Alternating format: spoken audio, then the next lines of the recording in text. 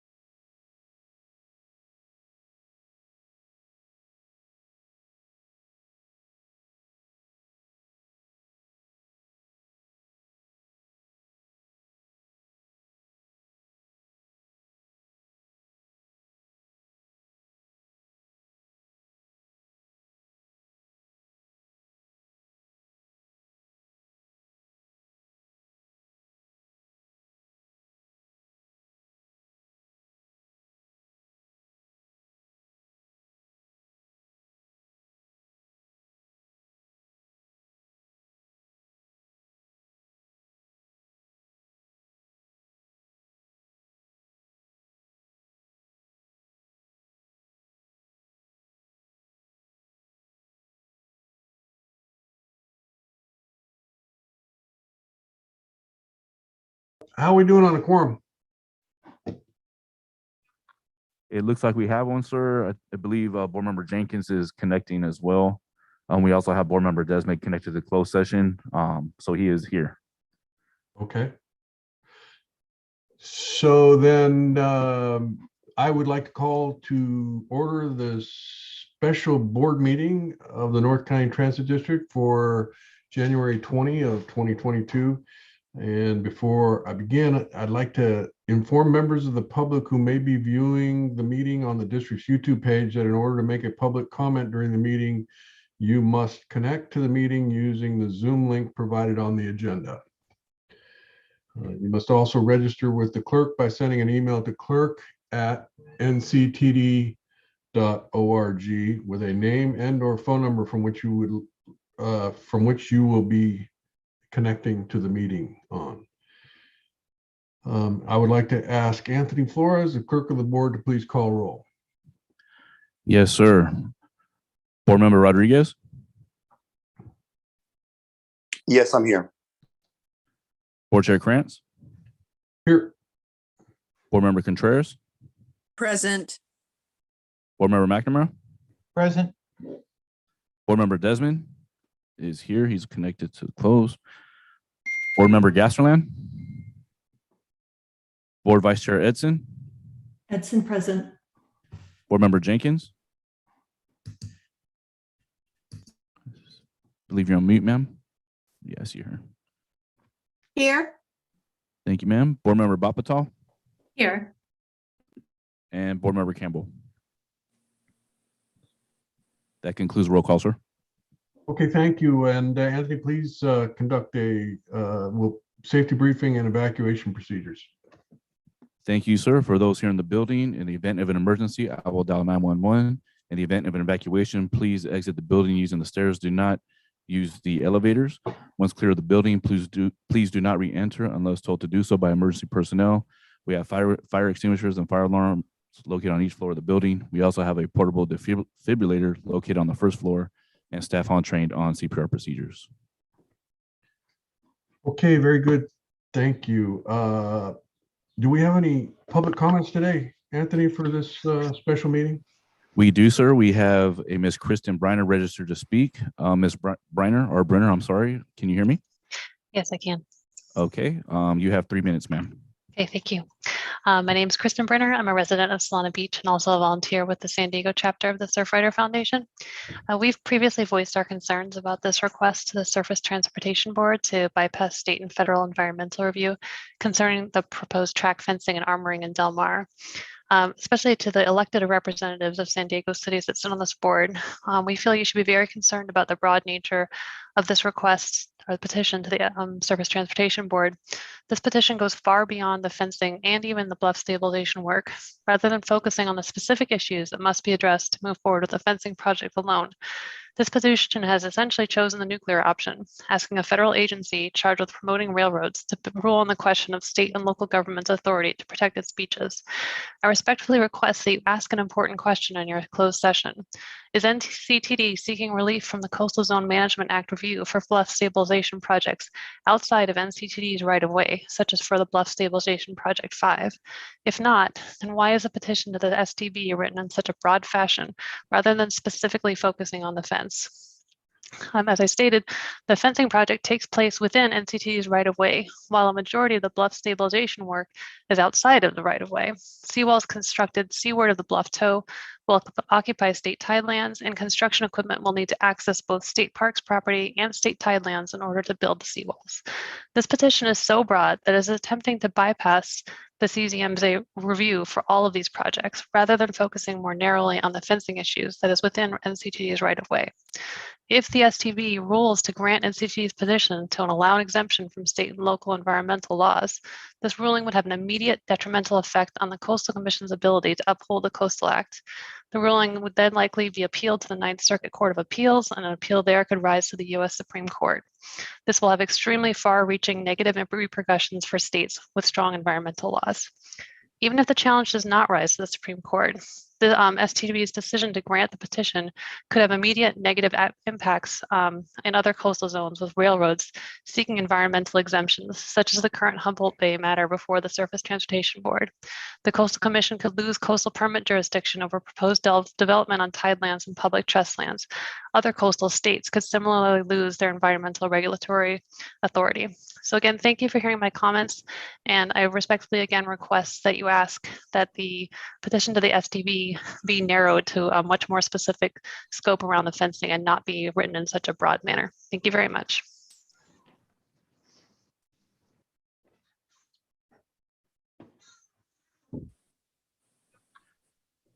That concludes the public communication section, sir.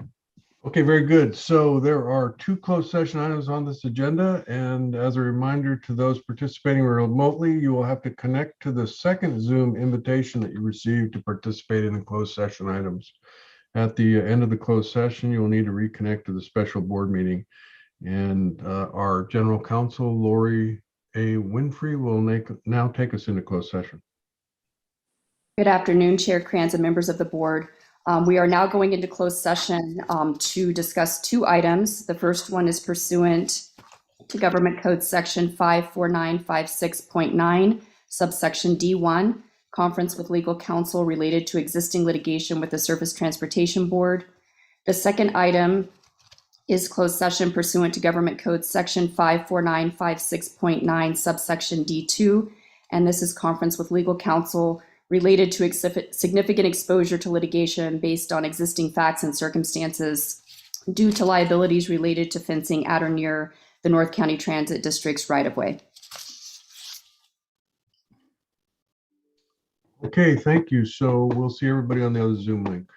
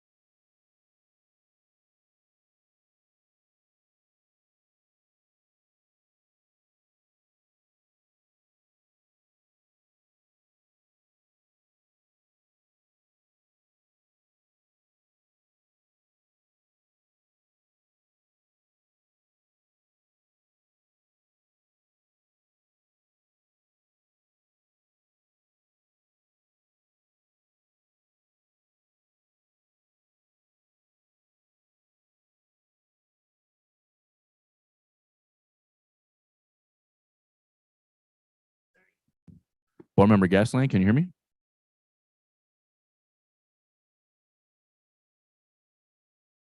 Unmute. There we are. Yes, I'm unmuted. Thank you. I'm trying to promote you to a panelist. We just came out of closed session. We'll be starting the regular meeting at 2:15. Okay, great. Here we are.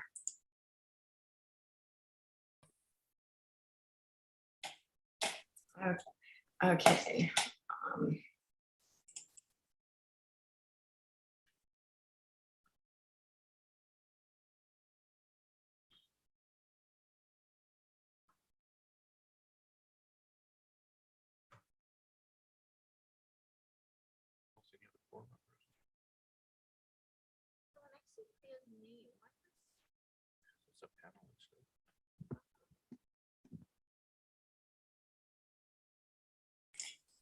Hi, Anthony. Terry Gasterland here from Del Mar for a sound check.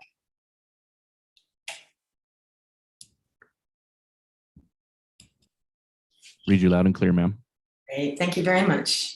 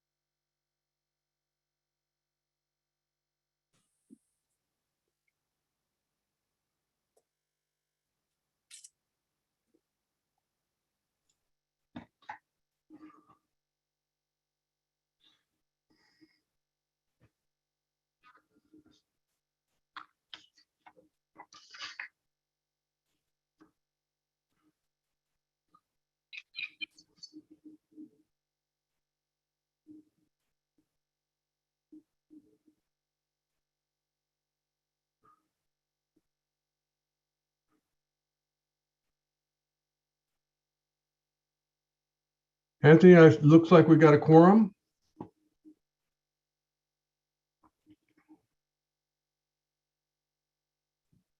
Yes, sir, we do.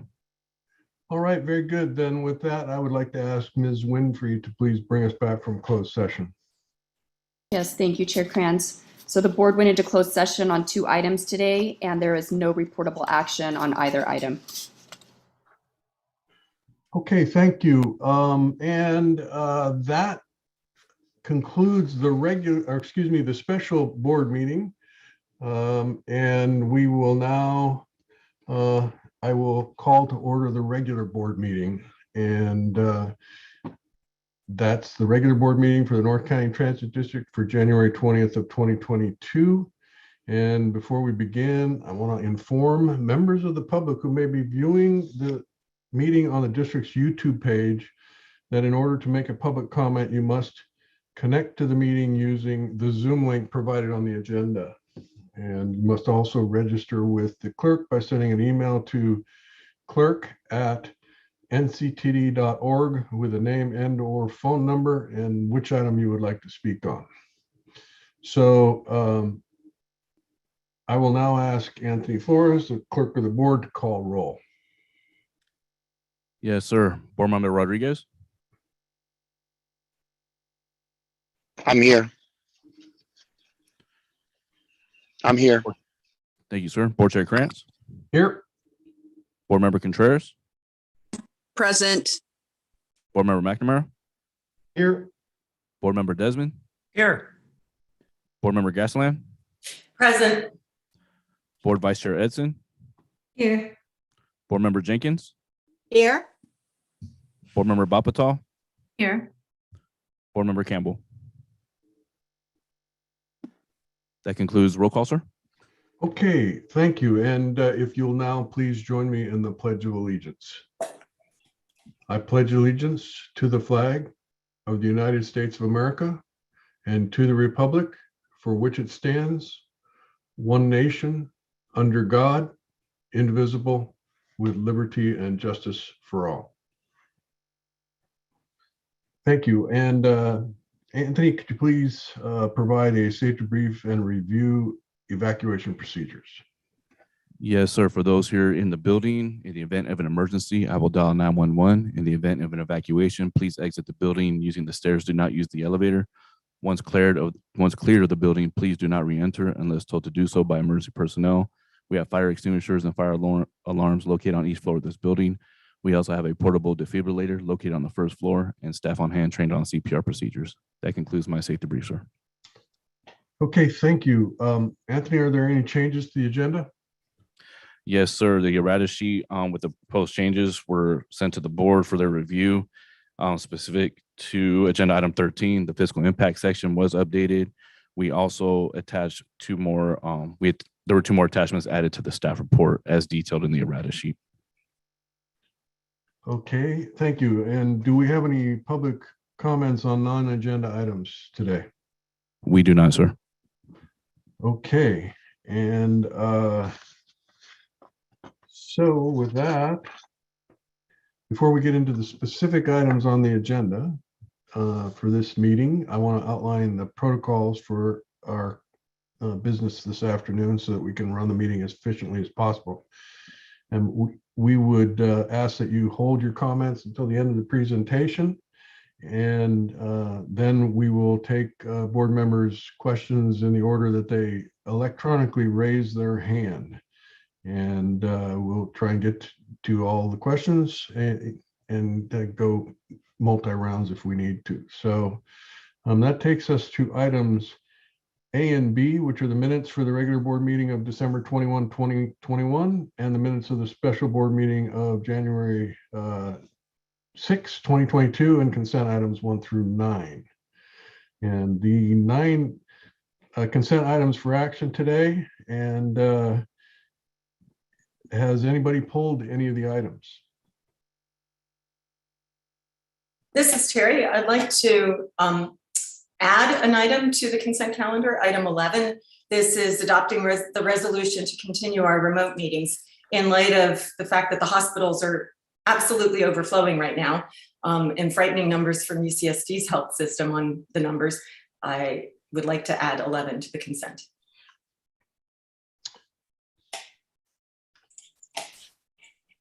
Is there, Lori, is there any reason we couldn't do that?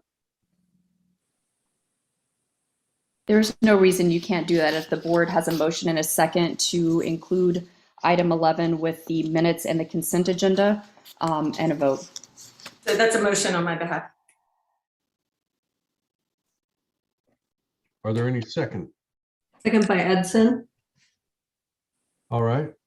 So then what, we would vote on that motion to add it to consent? Yes, that's the first vote. Okay, very good.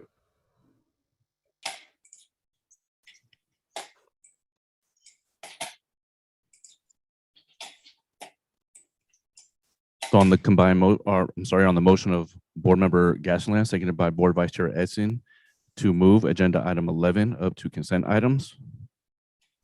Board Member Bapato, how do you vote? Aye. Board Member Gasland, Aye.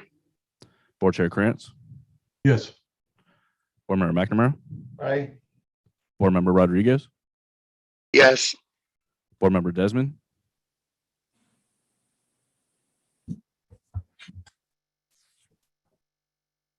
Board Member Desmond,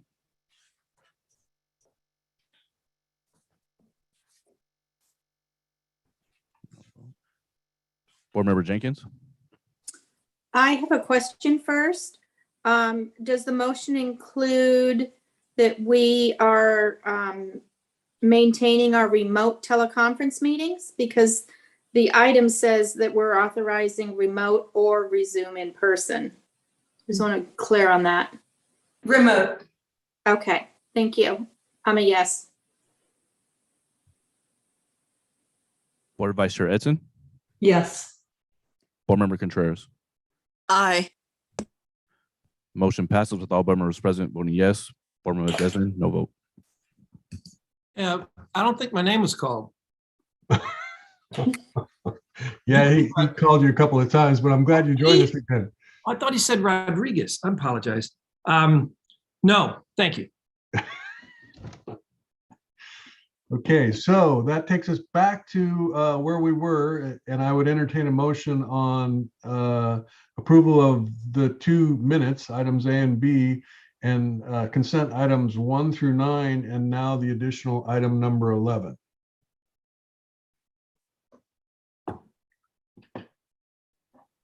Jenkins, so moved. Gasterland, I'll second.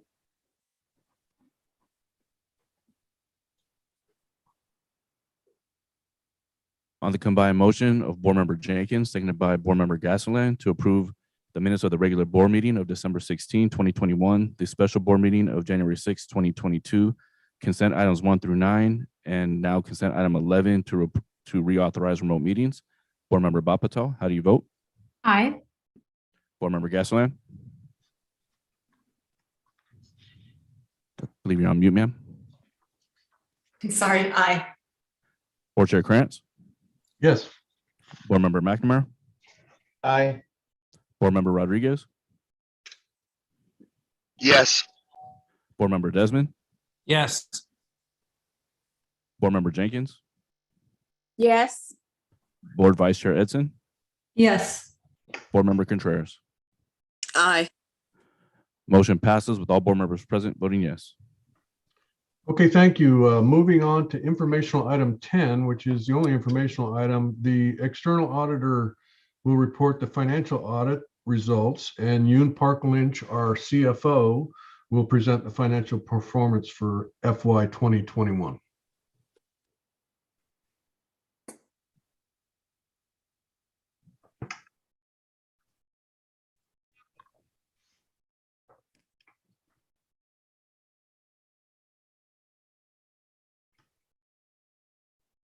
Anthony, Yes, ma'am. I believe that Roger Alfaro, our external audit partner, will be presenting first. Yes, he is on as well. You have the his presentation up, please.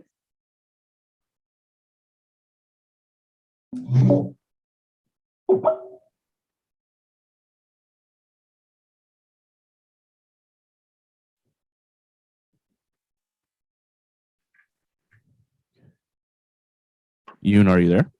Yes, we need to pull the Ike Bailey's presentation first. He will be presented first. Okay. We need the auditor's presentation. Attachment 10B to the staff report. Gotcha. There we go.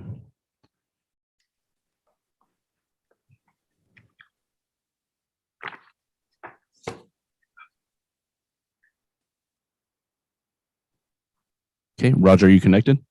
I am. Good afternoon. Mr. Chair, members of the board, my name is Roger Alfaro. I'm a partner with Ike Bailey, and I had the lead responsibility for this audit for the fiscal year ended June 30th, 2021. Next slide, please. We were retained by the district to perform the audit of the annual comprehensive financial report. I will refer to it as the financial statements throughout this presentation. And as part of our services, we're also retained to issue a report on internal control over financial reporting as required by government auditing standards. And then in addition to that, issue an audit report over compliance as it relates to major federal programs with respect to the district's federal programs for the fiscal year. It's also referred to as a single audit. Next slide, please.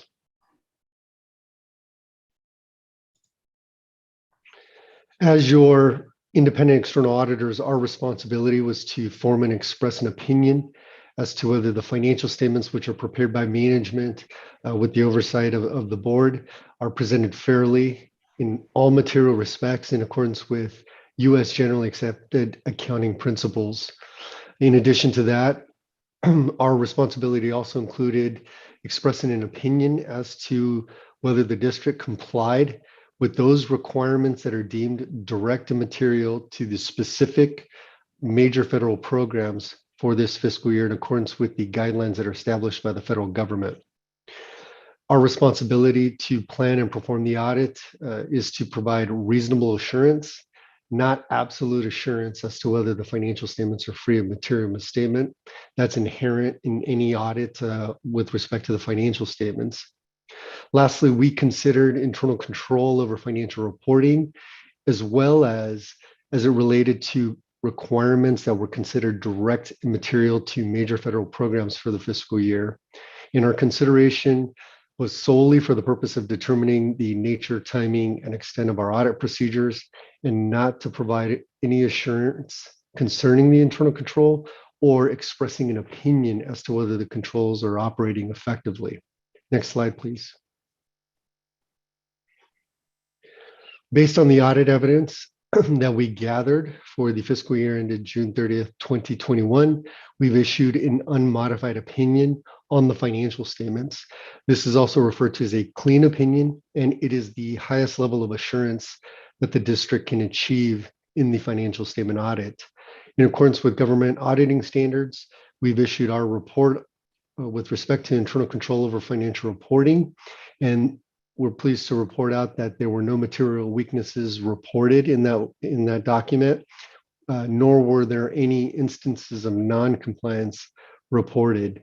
As it relates to the single audit or the compliance audit over major federal programs, this year, based on the risk assessment, there were two major federal programs selected for testing. One was the Federal Transit Cluster. The other is the Capital Assistance to States, the Intercity Passenger Rail Service Grant. And based on the audit evidence and our procedures performed, we've issued an unmodified opinion on compliance. Again, a clean opinion on compliance with requirements that are direct and material to those federal grants, and no material weaknesses were identified as a result of our procedures. Next slide, please. We, as your external auditors, have complied with all relevant ethical requirements regarding our independence. In addition, we are required to communicate to you that the significant accounting policies contained in the financial statements are included at note 1. And we've evaluated those policies, noting that there were no significant changes that could affect the comparability of the financial statements from this current year period and the prior year. we're required to inform you of the fact that the financial statements do contain estimates. Some of the estimates are considered significant estimates, and those estimates are identified on the slide as the net pension liability in note 11, the other post-employment benefits liability contained in note 12, and the fair value of the interest rate swaps related to the district's debt, which are noted in note 7.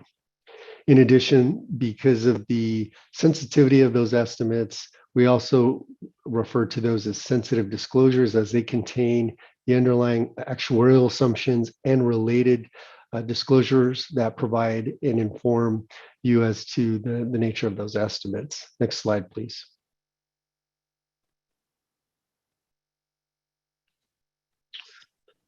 During the course of the audit, we have a responsibility to report out on what we refer to as misstatements or differences that we identify as it relates to the financial statements and the tests that we perform.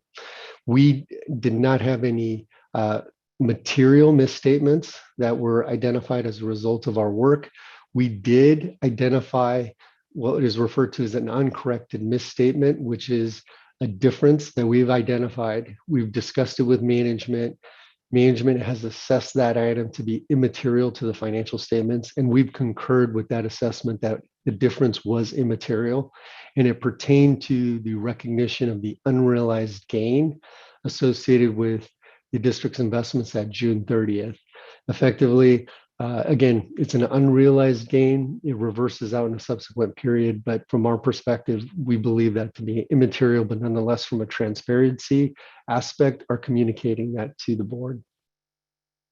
Management has informed us, and to our knowledge, there were no consultations with other accountants regarding auditing and accounting matters. And we're pleased to report that we did not encounter any significant difficulties or any disagreements with management with respect to the audit or the procedures. We appreciate the professionalism of district staff in providing us access to all the records that were needed for us to conduct our audit, as well as individuals within the organization or parties external to the organization in order for us to complete our work. That concludes my remarks, and I would be happy to address any questions.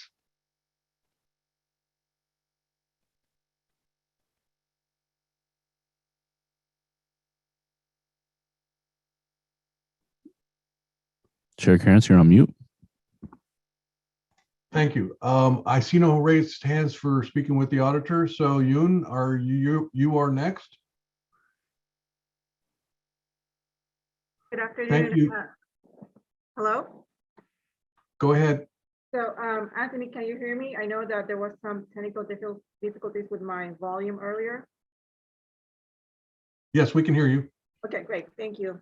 Good afternoon, board members. I will be presenting today in the next few slides, the summary of the district's financial performance for fiscal year 2021. Next slide, please. I wanted to bring some highlights related to the fiscal year that just ended last June. We had a positive net income of $1.5 million. That amount would have been higher if we also account for the additional payments that we make against our unfunded accrued liability. Total operating expenses for the fiscal year were lower by close to $14 million to budget. And fiscal year 2021, we continue to be impacted by the COVID-19 pandemic, which caused lower ridership as well as lower fares. I do want to point out that from a fiscal standpoint, because we were under budget for the last fiscal year that closed, we were able to realize savings and carry over CARES Act funding for the fiscal year 2022. So far, out of the total approximately $95 million of CARES Act that was granted to NCTD through June 30th, we have spent close to $59 million, which left close to $37 million for fiscal year 2022. Also on that front, NCTD has not yet utilized any of the American Rescue Plan funds.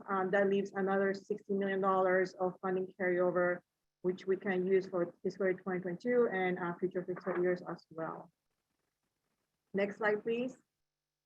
This table summarizes the fare revenues and ridership for the last 3 fiscal years, as well as the ridership that was budgeted for fiscal year 2021. And it reflects the effect that the COVID-19 pandemic had in late 2020 and through fiscal year 2021 on both our fares and our ridership. Next slide, please. And similar data in more in a graphic format. I wanted to point out that the graphic illustrates the effect on ridership costs by the COVID-19 pandemic, which started when the governor enacted the stay-at-home order in March 19, 2020. And that's when you see the significant decline in our system ridership, which continued through June of 2021. Next slide, please. This table summarizes the revenues and expenditures for the last 2 fiscal years, as well as the revenues and expenditures that we budgeted for fiscal year 2021. As you can see, as indicated previously, we had a positive net operating income of $4.3 million. We had, although we had lower fares, we were able to realize quite a bit of savings on the expense side. And I wanted to point out some of the significant changes that you see in this table. We also were able to realize on the positive side additional revenues associated with the federal credits on compressed natural gas. That represented additional revenues for the district. And that's where you can see the positive growth in non-transportation revenues. That's a $1.2 million increase from what was originally budgeted. Also on the expense side, I will note that our salaries, wages, and benefits were lower than budgeted due to staff vacancies. We're also able to realize savings on our insurance. Our insurance for liability came much lower than was originally budgeted. That realized as about $1 million in savings, as well as our purchase transportation contracts. The reduction that you see on the table of about $3.9 million, that was for the most part realized through liquidated damages assessed to our contractors. And finally, huge variance from our budget as well is the lower professional services that were incurring fiscal 2021. The lower professional services can be associated with multiple reasons, some of them being either the cancellation or postponement of some services. If these services are postponed, they will roll over into the next fiscal year, which is fiscal year 2022. We will budget for those costs accordingly. Next slide, please. So this is a recap of the significant budget variances that I just mentioned on the prior slide. Next slide, please. And here as well, the recap of the $14 million in savings that we had compared to our budget. This table summarizes the net position for NCTD for the last 2 fiscal years. As you can see, we ended June 30, 2021 pretty strong. We had cash balances of close to $83 million. Increase in cash was significantly higher, mostly due to $10 million that we were able to receive from the Carl Moyer program associated with the grant for the new locomotives. Also wanted to point out that from a liquidity standpoint, NCTD has a pretty strong working capital. Working capital is basically within the next 12 months, it is the difference between what we have versus what we owe. So if we were to liquidate NCTD today, all our current obligations, we will still have about $73 million left over, which could be used also to pay out our long-term obligations. Also, one of the things that I also want to point out is from the district health standpoint, NCTD is one of the few agencies that are accounting for our long-term obligations, which includes the net pension liability. we continue to have a positive net position. So basically, it means that accounting for all our cash and investments and deducting all our payables as well as our pension liability, we still have a positive net position. Next slide, please. Fare box recovery is a metric that compares the fares collected from passengers to our operating costs. The graphic reflects in tandem what was mentioned earlier. As passenger fares decline, so will be the fare box recovery. I do want to point out that the state legislature did waive the requirements for fare box recovery statewide. NCTD is not alone on the reduction on fare box associated directly with the lower ridership. So for fiscal 2021, there is no requirement from the state standpoint for TDA to meet the minimum fare boxes. And finally, this slide recaps from a financial standpoint, cash that you can see the healthy growth in cash by NCTD in the last 3 fiscal years. We're also able to maintain robust working capital. And from a current ratio standpoint, our ratio is remains over 2, which basically what it means is that for every dollar that we owe, we have $2 available to pay those current obligations. So that concludes my presentation, and I am available for any questions. Thank you.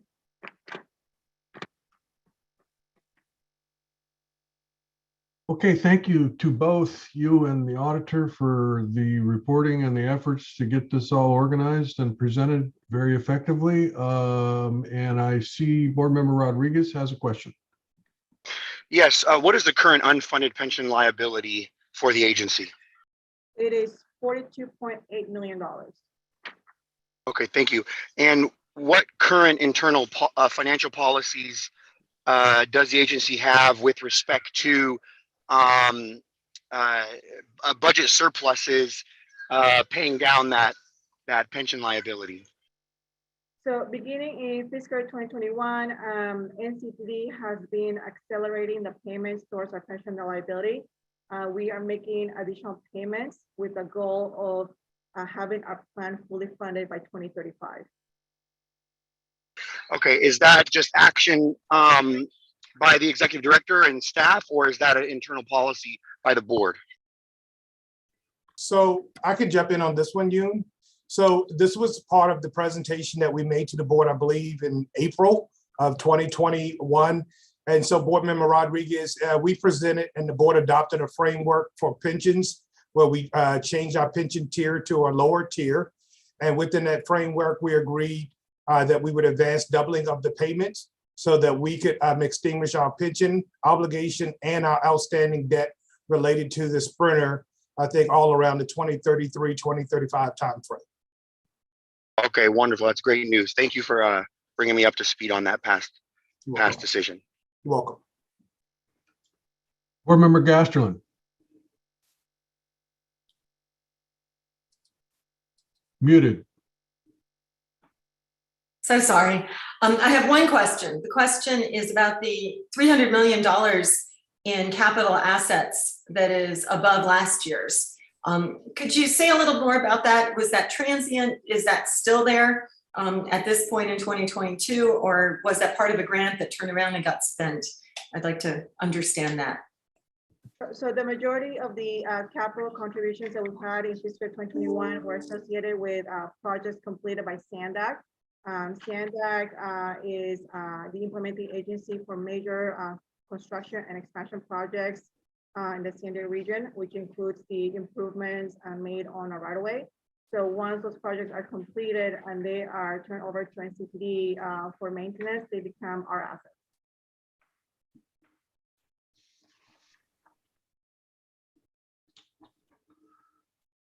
Okay, very good. I see no other raised hands. So once again, I say thanks to Yoon and Roger.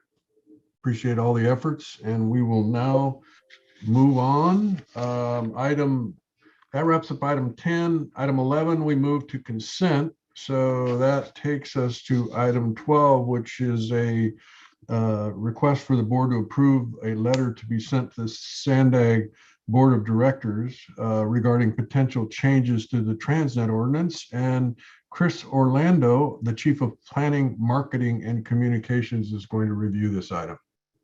Thank you, Chair Crowns. This item is a follow-up to item that was on the board's agenda in the December meeting. Next slide, please, Anthony. At the December meeting, the board received a presentation regarding proposed changes to the Transnet ordinance and efforts to address a shortfall in the 8.1 of Transnet funding designated for transit operations. At that meeting, the board voted to direct the executive director to prepare a draft letter to Sandag regarding the proposed changes. So what you have before you today is a draft of that letter. Next slide, please. I'll do a little bit of overview just to refresh the board about this topic. So as board members know, Transnet was passed in November of 2004 and then extended through 2048. The Sandag board can make modifications to the Transnet ordinance with a 2/3 vote. The ordinance establishes the funding streams based on core categories within the Transnet measure. And Sandag has recently proposed changes to the ordinance that would affect the way those funding streams are divided.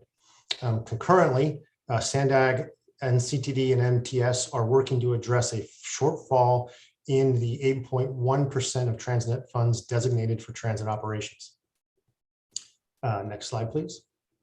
I won't go through all of these because the board has seen these, but these are a description of some of the proposed changes and the potential impact on NCTD. This is also in your board packet. Next slide, Anthony.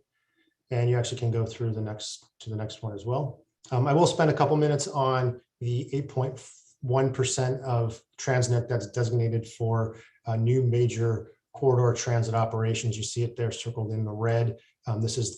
This chart represents the entire flow of funds currently within Transnet, and the discussions have been going on regarding the 8.1% designated for transit operations. Next slide, please, Anthony. As we described in the meeting last month, there is a current shortfall in the projected revenues for that 8.1% fund and the planned transit operations that it's intended to fund. You can see here that shortfall based on the current revenue projections is about $936 million shortfall. You can see in the chart on the bottom right that the funds started to flow in 2009. You can see that MTS began drawing on the funds in 2009 and has been drawing since. And then NCTD first tapped this fund in this past October to fund the extension of the coaster operations. The yellow, sorry, Anthony, just go back one quick one. The yellow line shows the cumulative balance of the fund. As you can see, it's rising because there's not a lot of activity on the fund now, but as the new operations come online, you can see there it will fall, and then current projections would put it to be depleted by 2030. Okay. And can I ask for? I'd like to be clear on this. The two blocks to the left there, the red and the blue. Mm-hmm. This was the projected, the total estimated net cost for which programs? The coaster, the sprinter, and correct, a variety of rapid and the extension of the blue line, et cetera. Yep, exactly. And in the mid-coast extension that just got launched, as well as the recent coaster expansion, the planned future expansion, and then the increase of the sprinter headways. And so the bar graph to the right is the red and the blue there is to indicate the expenditures through that program that was originally projected? Correct. And then blue share being NCTD, red share being MTS expenditures. So 2022 is always projected to be when the enhanced coaster services were expected. Correct. Okay, thank you. Okay, next slide, please, Anthony. NCTD has proposed a solution to solve this shortfall. Essentially, what we're suggesting is to allocate the available funding through the 8.1% on a 70-30 split to the two transit agencies.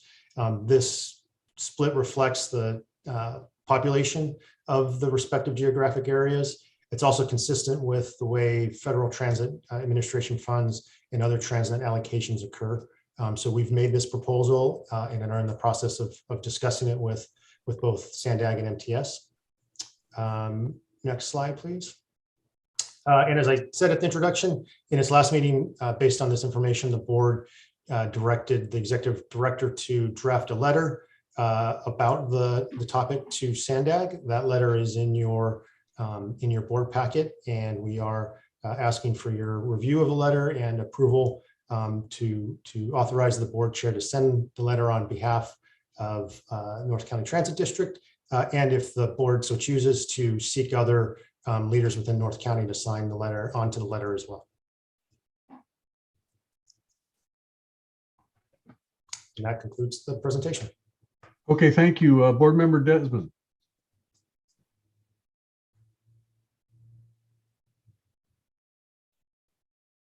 Jim, are you there? Here, yeah, sorry. Thanks, Chris, for the presentation.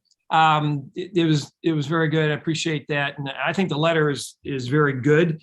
It kind of covers things broadly, but I got a question, I guess, in your presentation. That 8.1%, was that only for new transit projects coming online, or was that for existing transit operating costs? So I'm a bit confused where that 8.1% is supposed to be spent.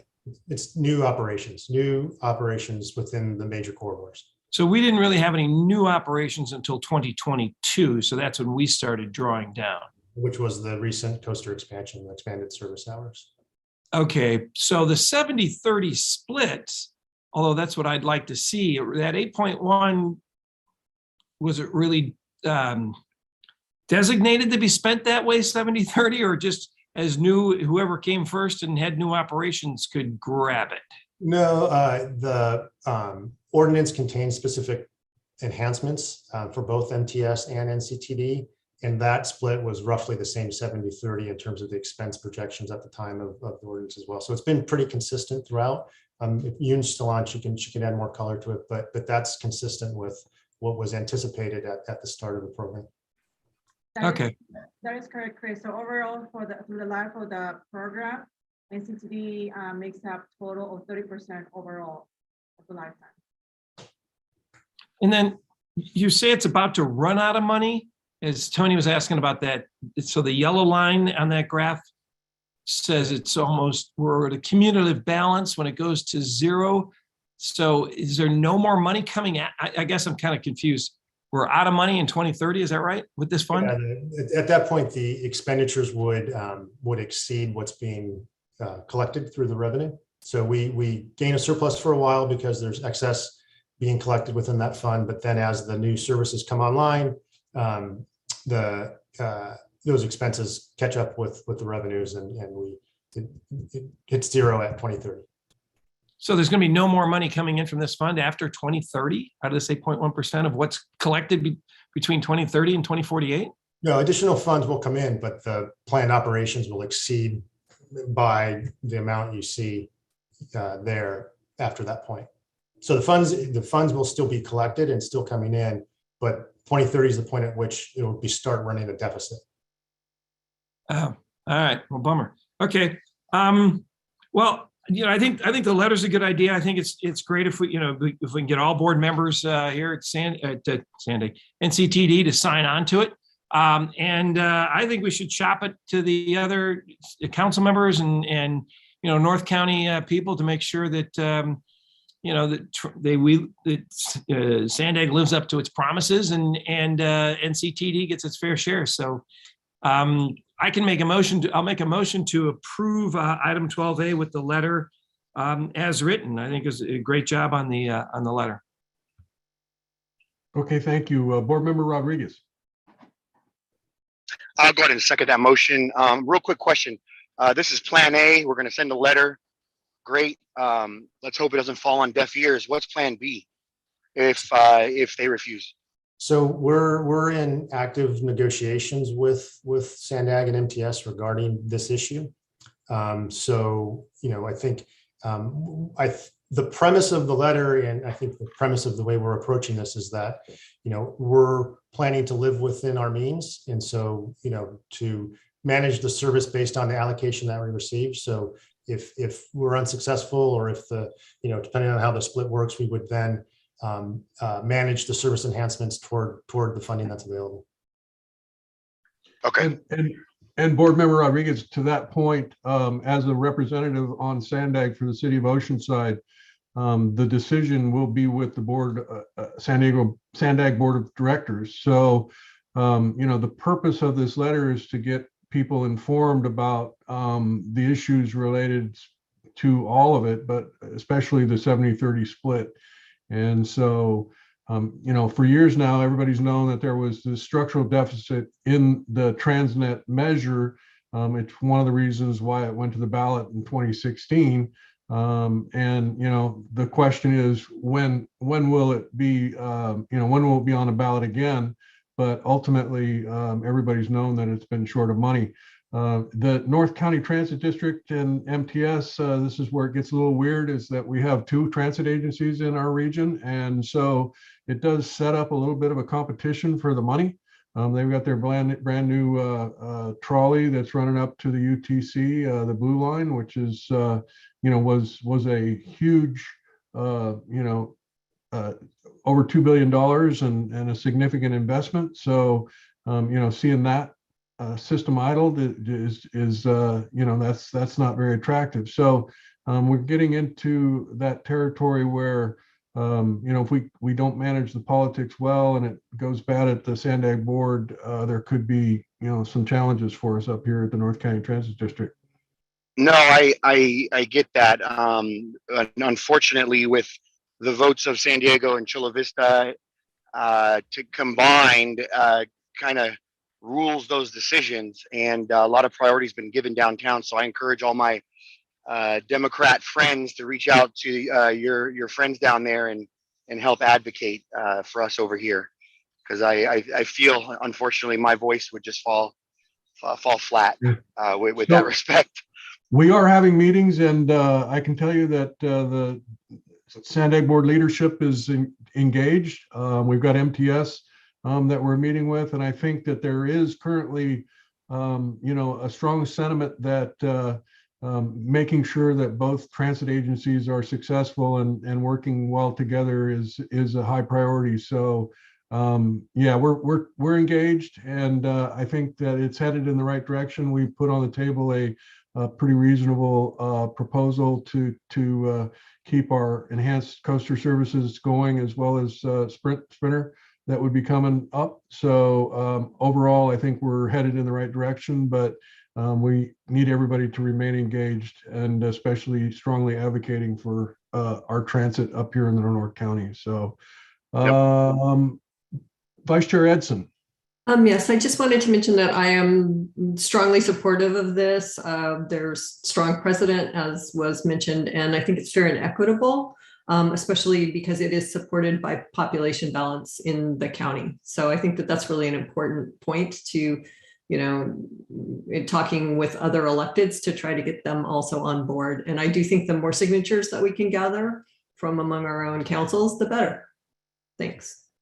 And I would follow that point about the population split 70-30 by pointing out that, to the best ability of Sandag, their estimation of the revenue split is pretty close to 70-30 also. So it isn't just about population, but the North County Transit District's area contributions to the sales tax revenue that accrues to Sandag is also very close to 70-30. So not only do we have a argument to be made relating to the population, but also to the revenue. Mr. Tucker, did you want to add to this? Yeah, just to let the board know, Chair Kranz sent a letter to the working group of Sandag and MTS, formally outlining our position with the proposed recommendation for resolution. I know you all have been inundated with emails and letters. If you get a chance to take a look at it, we have developed a strategy, assuming the 70-30, that we will be able to maintain operations through 2048. So we're in a good position. I think the chair and others have stated it very accurately.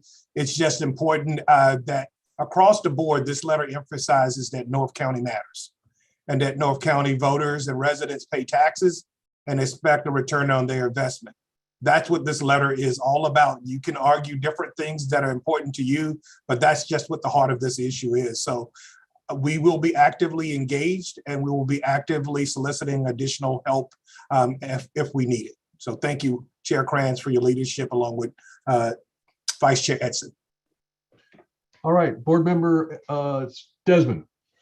Yeah, just thanks. I said kind of a follow-up question is, and I do think we all have to stand together to get our fair share in North County, and it come as a unified voice to Sandag. But what's kind of the timeline, Matt? Maybe you could. Is there, or Chris?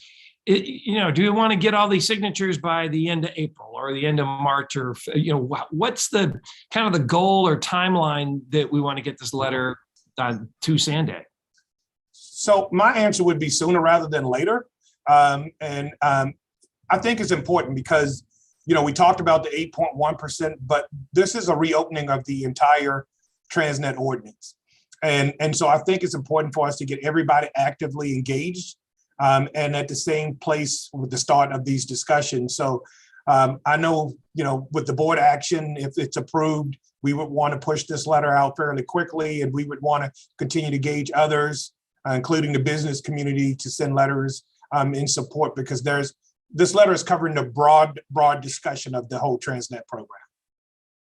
Well, do we know when Sandag may or may not vote on this particular item? Is it agendized already or no? No. Initially, I think Hassan had identified, and Chris, you correct me if I'm wrong, maybe it was the February timeframe for them to have completed.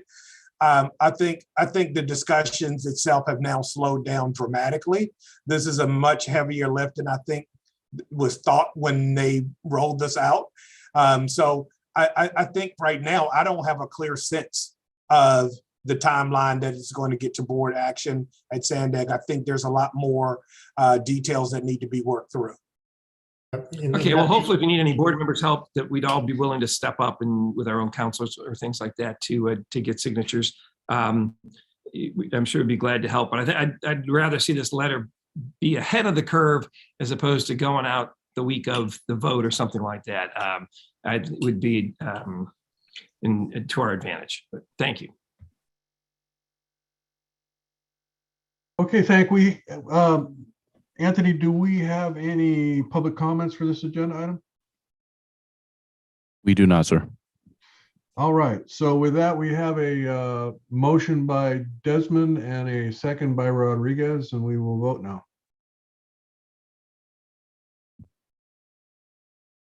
Yes, sir. On the motion of Board Member Desmond, seconded by Board Member Rodriguez to approve agenda item 12, Board Member Bapatal, how do you vote? Aye. Board Member Gasserland? Delmar, yes. Board Chair Krantz? Yes. Board Member McNamara? Aye. Board Member Rodriguez? Yes. Board Member Desmond? Aye. Board Member Jenkins? Believe you're muted, ma'am. We could Yes. read lips. We could read lips, but Yes. Vice Chair Edson? Yes. Board Member Contreras? Aye. Motion passes with all board members present voting yes. Okay, and thank you, Chris, for your efforts on that. It almost sounded like that letter was written by somebody that has some experience as an elected official. So good job. That takes us on to item number 13, which is to approve job order number 21009-005 to Expon Development Incorporated for right-of-way fencing installation in the city of Del Mar. And Tracy Foster, our Chief Development Officer, is going to review this item, but I would like to point out that the board has received significant written and telephonic public comments in advance of the meeting that were all made available to the board and the public starting on Wednesday morning to allow time for the board and the public to review and consider in advance of the meeting today. I'd like to thank staff for diligently updating the public comments so we could ensure everyone who wanted to be heard on this matter had an opportunity to do so. And I would like to ask the clerk of the board to let me know if we have any members of the public that registered to speak on this item today. Yes, we have a number of speakers registered to speak, sir. I will start. And so we'll catch them after the presentation. All right, very good. Tracy.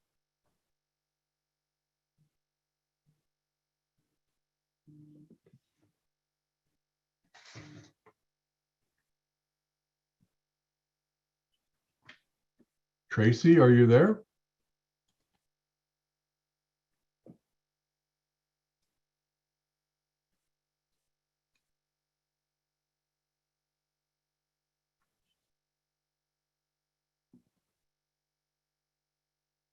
Checking her connection now, sir.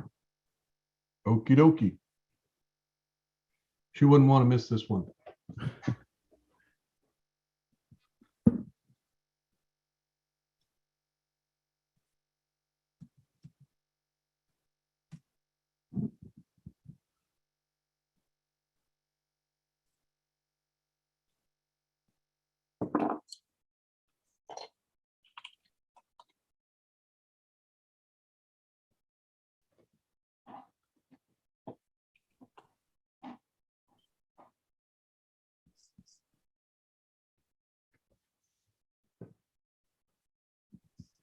She should be connecting now.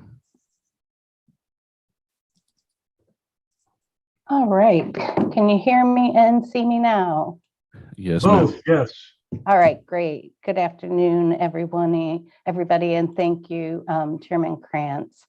Before we get into the presentation today, I would like to introduce Scott Leschke. He's our Director of Engineering and Maintenance, and he'll be joining me and providing some specific details on the fencing. And before we get into that, I'd first like to provide some background information for you. Next slide, please. So starting with the Surface Transportation Board matter, in December 2020, NCTD, the City of Del Mar, and the California Coastal Commission entered into a settlement discussions agreement to encourage resolution of the STV's proceeding by promoting frank and productive dialogues between the parties. This original expiration of this agreement was March of 2021, but was extended to December 31st of 2021. A working group was established in February of 2021, and numerous meetings were had to discuss fencing alternatives. Additionally, the group coordinated site walks and collaborated on the fencing mapping and the visual impact modeling that was presented to the board, as well as the City of Del Mar in October. But despite the efforts of this working group, there was no agreement reached with the City of Del Mar or the California Coastal Commission. Next slide, please. Since the end of the year, there has been some relevant correspondence that we'd like to highlight. On January 5th, the California Coastal Commission provided a letter to SANDAG stating the stabilization and fencing projects collectively could result in adverse impacts to coastal access and recreation. It was requested that SANDAG review the fencing together with Del Mar Bluffs 5 and 6 project and also incorporate the findings of the Coastal Connection study. NCTD responded to this correspondence on January 11th indicating that the California Coastal Commission and the City of Del Mar continue their efforts to require NCTD to fund costs to create safe and legal crossings that do not currently exist as a condition for NCTD completing maintenance and safety improvements. It was further stated that SANDAG does not have the authority to agree that the Del Mar Bluff stabilization projects and fencing projects can be integrated. Next slide, please. On January 4th, Chairman Krantz provided a letter to the City of Del Mar confirming offers and positions negotiated by the working group were rejected by the City of Del Mar and the matters were closed. Within this letter, it was restated that the only acceptable offer to NCTD included implementation of the modified fencing plan that was developed by the working group and again presented to the board and City Council in October, that the costs for construction of this modified fencing plan would be funded by NCTD, that the City of Del Mar would be responsible for the fence maintenance and the areas of the right-of-way that are covered within the license agreement, and that specifically is the paths along the upper bluffs. And lastly, the city would accept liability for the use as presented in the license agreement that was provided to the city. The letter further clarified that NCTD staff would be moving forward with an agenda item for fencing, and that brings us here today. Next slide, please. The City of Del Mar responded on January 11th and proposed to limit fencing installation from Coast Boulevard to 13th or 11th Street and included adding in additional safety signage.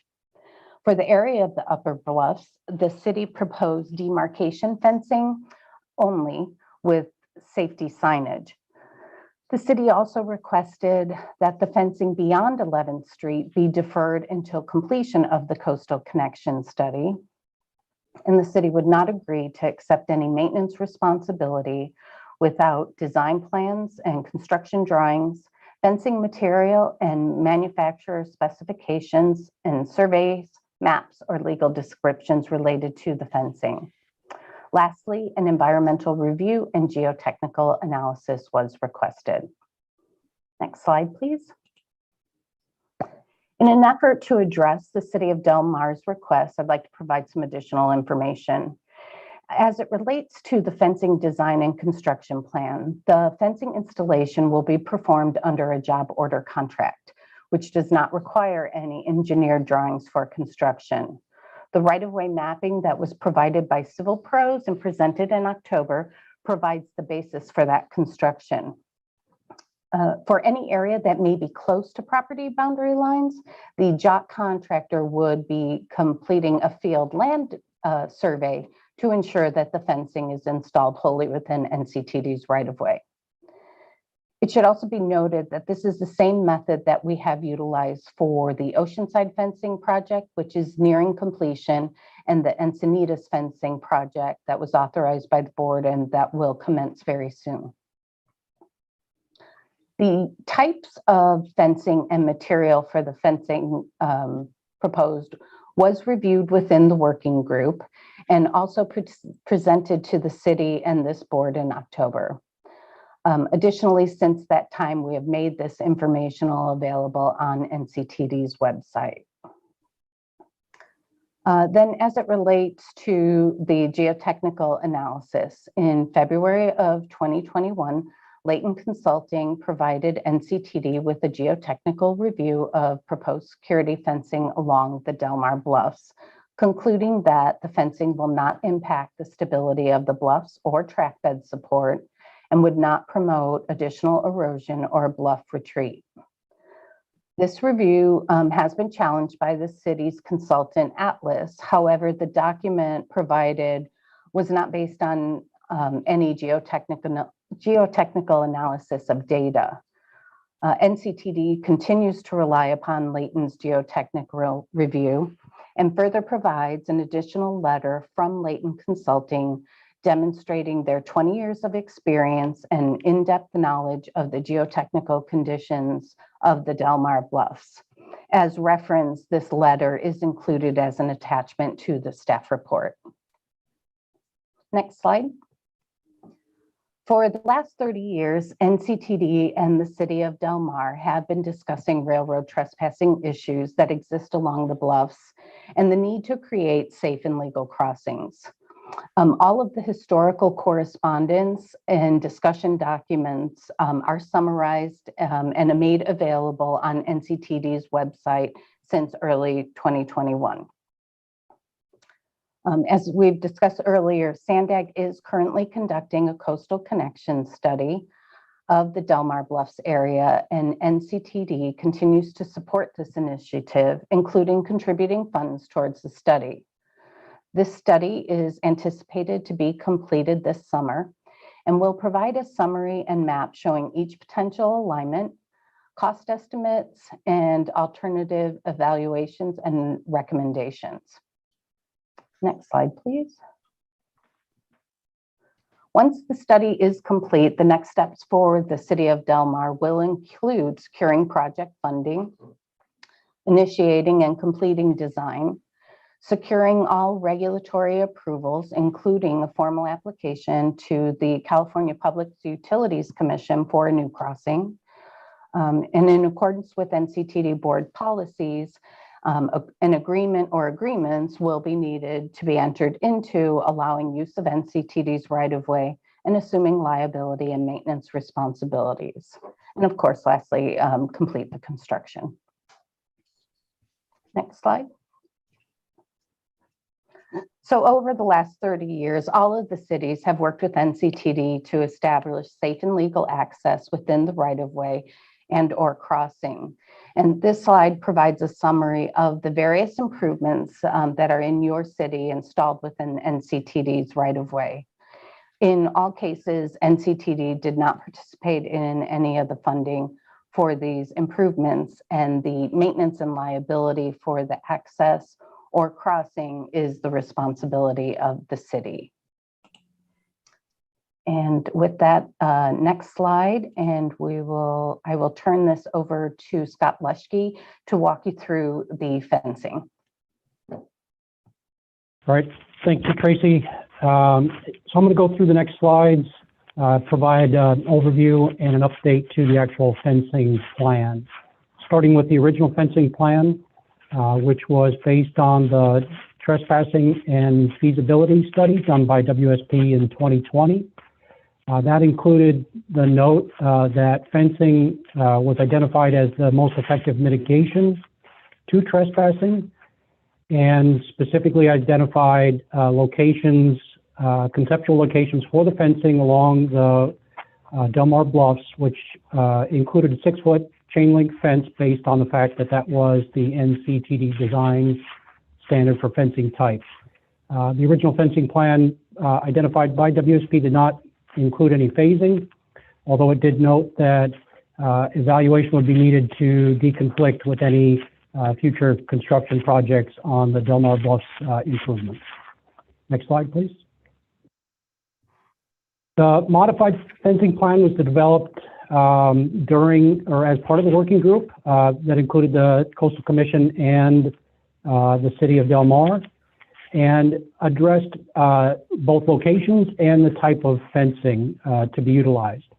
For locations, the working group collected inputs from public as well as internal to the working group and our respective organizations, and identified some locations that could be modified without significantly impacting the safety effectiveness of the fencing, while reducing some of the visual impacts.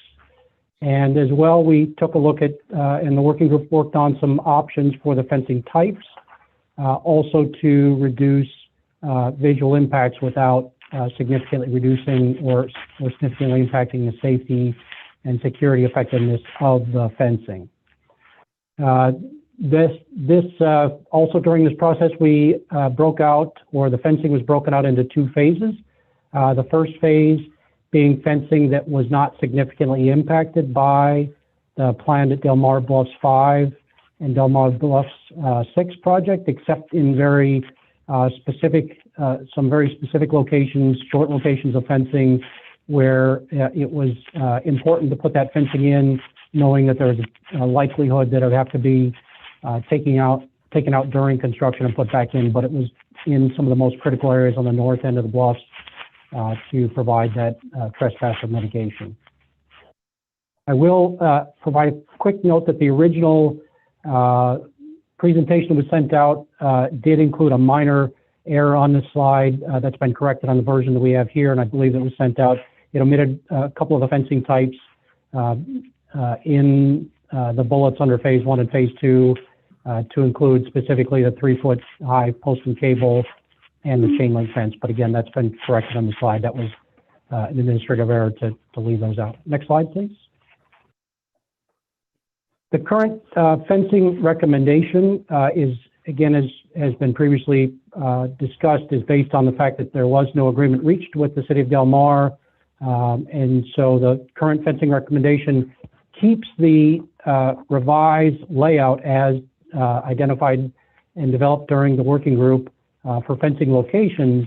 However, because there was no agreement, the proposal and recommendation is to keep with the 6-foot fencing per NCTD standard, and specifically to modify that slightly to increased security and maintenance for ability that is provided by the welded wire fence that meets or exceeds all of the standard requirements from NCTD and the 6-foot chain link fence.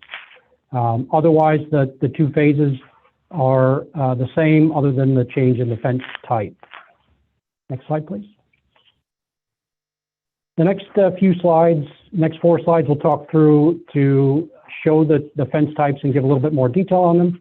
The first slide here shows the NCTD standard chain link fence, of which is either typically black vinyl or galvanized steel fencing. And then the bottom row shows the black welded wire mesh, which again provides additional security. It's harder to cut, it's harder to climb. One additional benefit to it is that it's actually reduced visual impact from the black vinyl chain link fence or the galvanized chain link fence. So it does actually reduce the visual impacts from the fencing over the chain link fences. Next slide, please. This just quickly demonstrates that this is based on the engineering standard drawing that NCTD and STANDAG have, and actually is also aligned with the low fan standard for fencing. Next slide.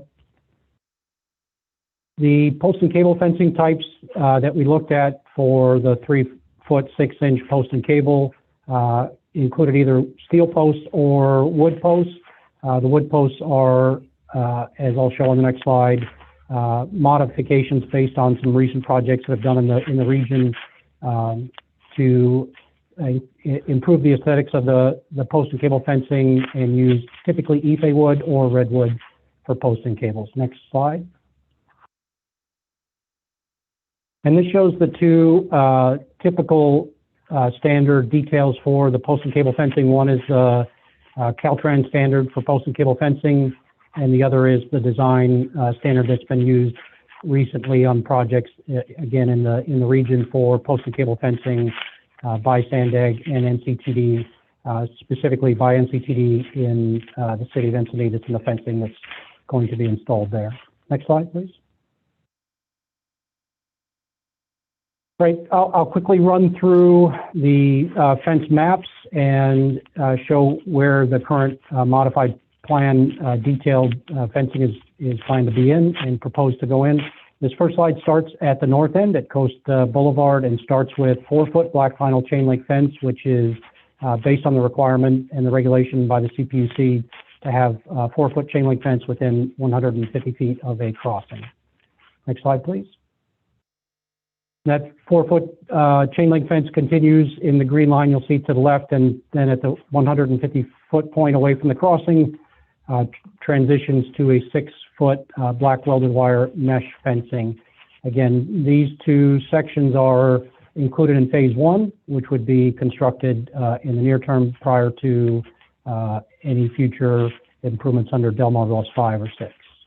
Next slide, please. This slide shows where the phase 1 and actually all of the fencing or any of the fencing that is planned on the west side of the tracks stops just on the south end of Seagrove Park. And at that point, there is no other fencing planned, like I said, on the west side of the tracks in any of the phases. And also shows where the phase 2 fencing is planned to start, basically just on the east side of the tracks from the end of the phase 1 fencing. Next slide, please. And this slide continues down with the phase 2 fencing. One minor note on here is, and this is one of the areas that we specifically propose putting in fencing that will be impacted by Del Mar Bus 5, and that's that short section of solid blue line that's identified in phase 1. And that is planned because it's about a 100-foot section. That's planned because that's such a high traffic area to basically put that fence in and take it out in the big scheme of things is not a significant cost, but will provide significant trespasser mitigation. So the plan is to put that in during phase 1, that short section shown in the blue solid line. Next slide, please. And then again, this continues phase 2, as shown in the dashed line further down to the south. Next slide. The next few slides will show that continues. Same on this slide as it continues down past 11th Street. Next slide, please. And down past 10th Street, same thing. Phase 2 continues on the east side of the tracks. Next slide. And on this slide, again, the phase 2 on the east side of the tracks continues, but this shows where the fencing on the upper bluffs begins, just south of 9th Street. This was, during the working group, identified as the location where the post and cable would start. Again, but based on the fact that there was no agreement reached with the city, the recommendation is to put in the 6-foot black wire, welded wire mesh fence at that location as well. Next slide. And then both of those sections would continue, both at the east side of the track level, at the lower part of the bluffs, and then also on the upper bluffs, as shown in the orange line.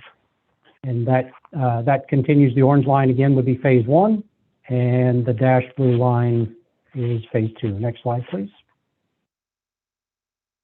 This continues both sections, although as shown, the phase 2 6-foot chain link fence at track level on the east side of the tracks ends just south of 7th Street, and that is the end point for any fencing at track level going any further south.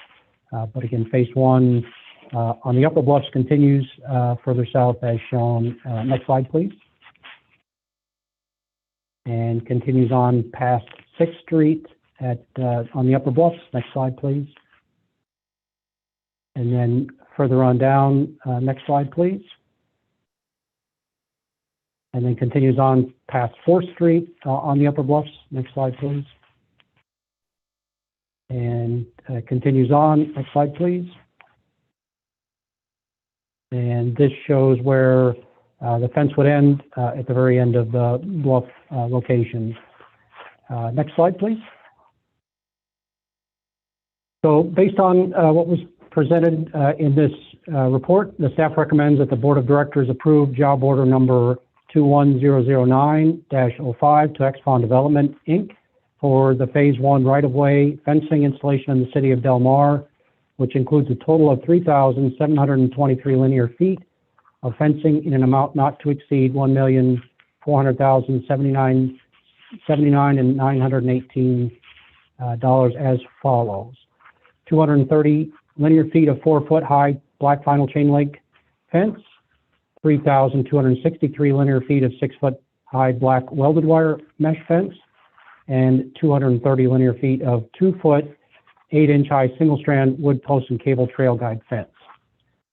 And I didn't specifically call that out, but just a quick note, that was presented in the October board presentation as well, but just a quick note on that, that was at the very north end, right along Powerhouse Park to essentially to guide the walking path access from Powerhouse Park away from coming onto the track bed in the right of way. Second recommendation is to authorize the executive director to negotiate and execute an agreement for the Phase 2 right-of-way fencing installation in the city of Del Mar, which includes a total of 3,025 linear feet of 6-foot-high black welded wire mesh fence, following review and approval by the general counsel and subject to future funding availability in an amount not to exceed $1,646,419. And next slide, please. That concludes the presentation, pending any questions.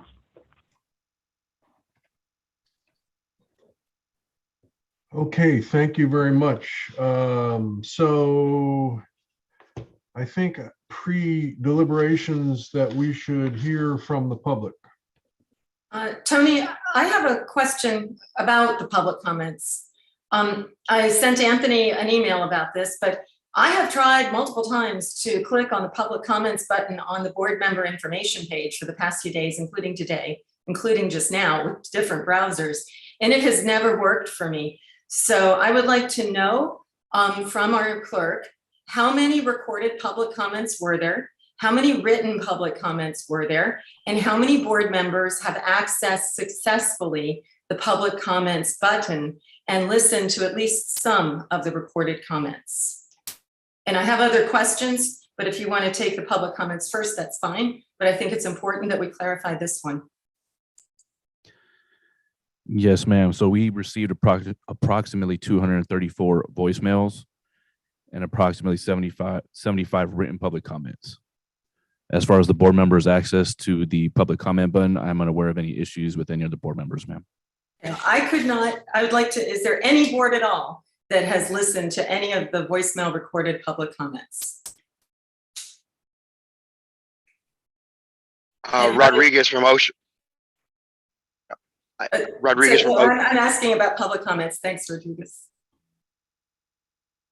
I don't think it's appropriate to be asking board members what they heard and what they didn't hear as far as public comments go. Okay, Jim, I accept that. Thank you. All right. Vice Chair Edson. Oh, well, wait a minute.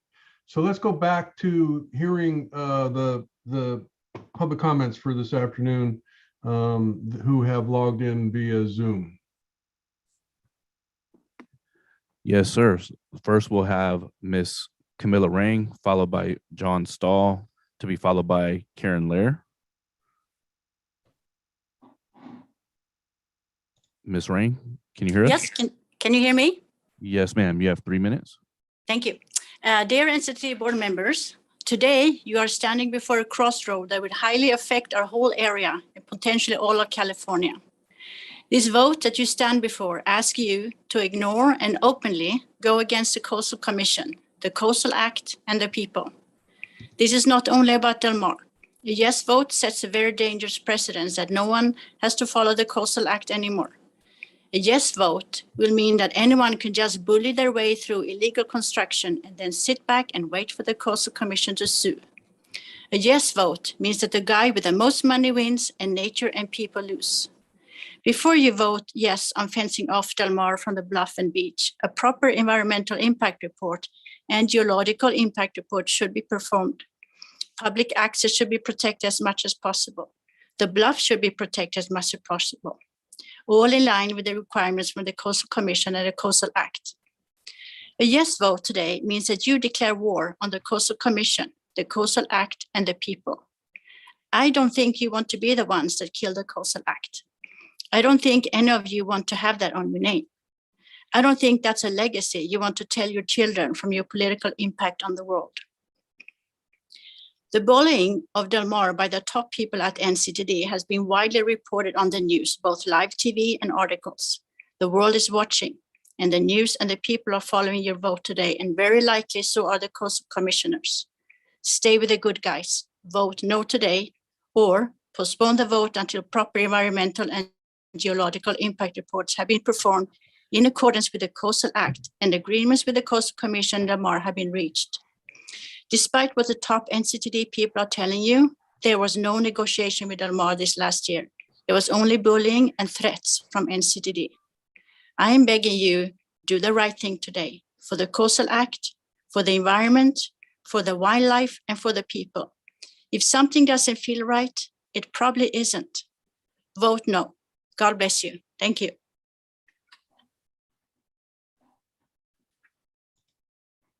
John Stahl. Happy New Year. I'm John Stahl and I live in Del Mar. Willie Sutton was a lifelong bank robber. When arrested, he was asked, "Why do you rob banks?" Willie replied, "Because that's where the money is." Used today, Sutton's law states that when diagnosing a problem, one should first consider the obvious. It is used in medicine, pharmacology, and for debugging computer programs. I'm suggesting that we have found a new application for Sutton's law in railroad fencing. Put the fencing where the accidents are. In the case of Del Mar, that is within 0.2 of a mile of the Coast Boulevard crossing. Anything beyond that is merely bureaucratic overreach. The California Coastal Commission issued a letter on January 5th calling the North County plan disjointed and inefficient. The letter properly states that the proposed improvements and/or fencing would significantly disrupt or eliminate pedestrian access. Both Mr. Tucker and Mr. Krantz issued reply letters to the Coastal Commission expressing disappointment in their letter. Just yesterday, I hope you've seen it, the Attorney General's office issued a letter to North County on behalf of the Coastal Commission stating that the commission strongly urges the board to reject its staff recommendation. The board should decline to enter into the job order contract at this time, given the lack of compliance with the law. The Coastal Commission was put in place 50 years ago to preserve beach and recreational access, preserve terrestrial and marine habitat, and to preserve scenic views. The Coastal Commission did exactly what they're supposed to do. The rumor mill is saying that North County leadership has told board members individually that their job is to vote on this matter in the best interest of North County. I could not disagree more. It may be that North County staff should act in the best interest of North County. However, board members are publicly elected officials who are elected to represent the best interests of their communities and by being designated a board member to the larger community as a whole. I see media coverage in the Union Tribune and CBS 8 where North County's Tucker says that neither the Coastal Commission nor the city of Del Mar have acted in good faith to achieve a compromise that is reasonable. Del Mar has proposed a plan to add fencing from Coast Boulevard down to 13th Street where no fencing is in place today. That is where the accidents occurred. That is in compliance with Sutton's law. I see North County management arrogantly pushing a plan that the California Attorney General is against, the Surface Transportation Board has not ruled on, the Coastal Commission has not endorsed, the Surfrider Foundation opposes, that Sandag wants nothing to do with defending it, and the citizens of Del Mar are vehemently against it, and that thousands of individuals have sent emails from all over the country and county are opposed to. We do not want hog wire running through our backyards. I urge you to vote no on this ill-conceived plan, or at least postpone the vote until the necessary and prudent geological and environmental studies can be completed. Thank you for your time. Karen Lair.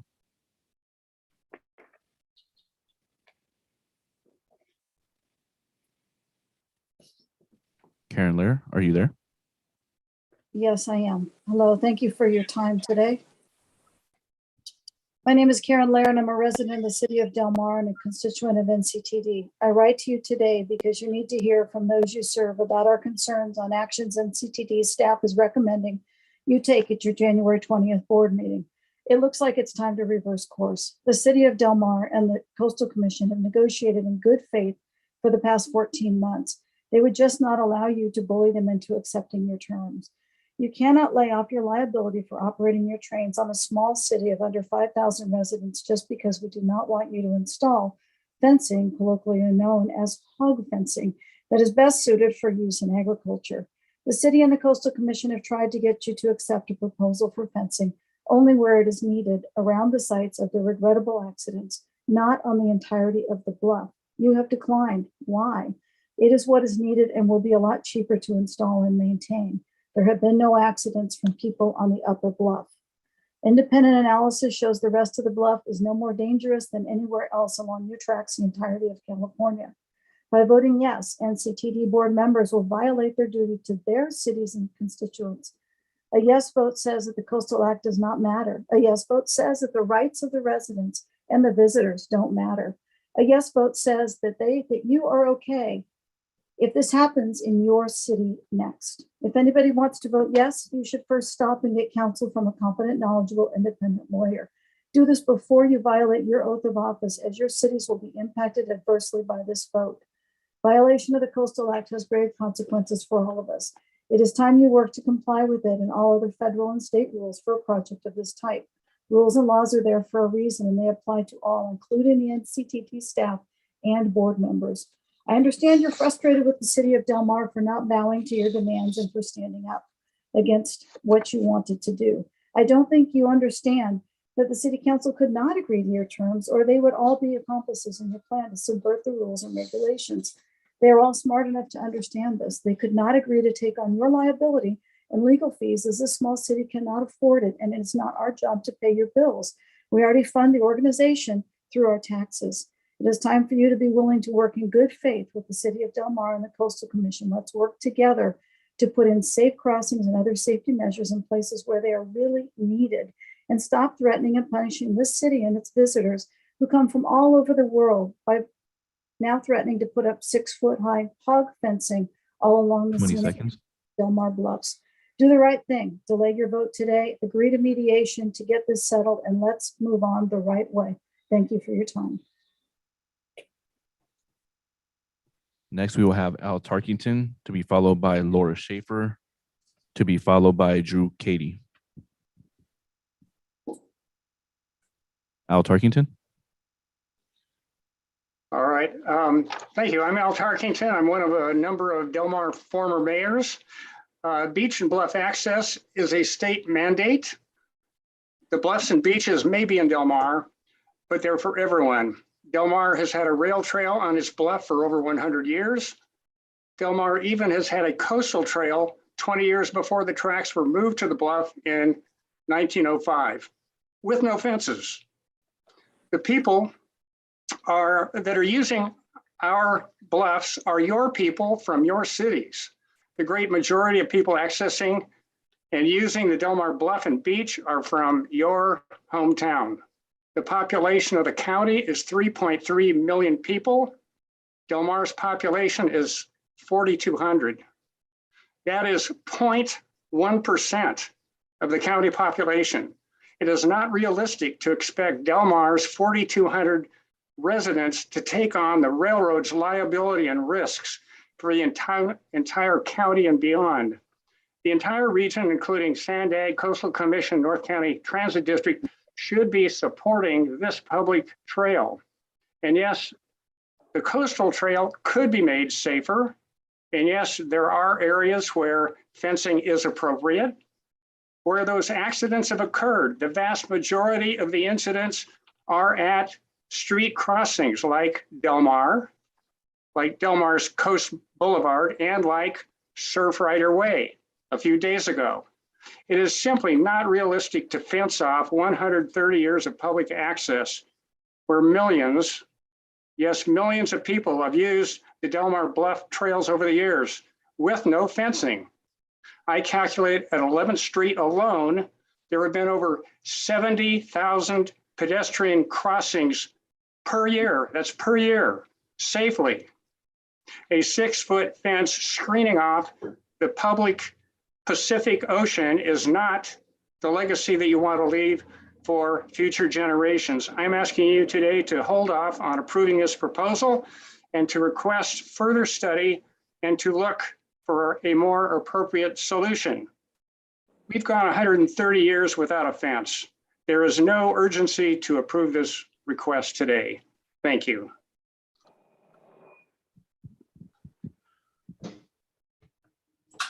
Laura Schaefer.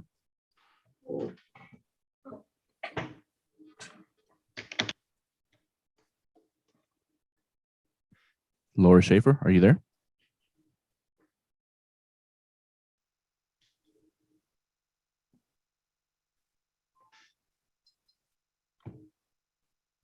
Laura Schaefer.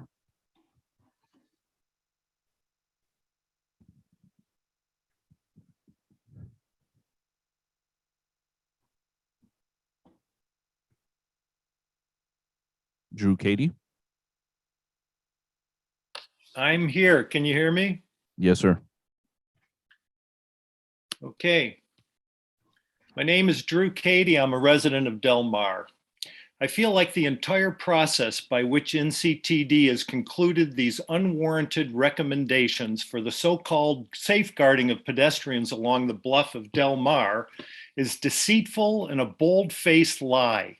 You have no evidence or reliable data to prove that any of this fencing is necessary, except perhaps in the immediate vicinity of the legal crossing at Coast Boulevard, where you have recommended the least change.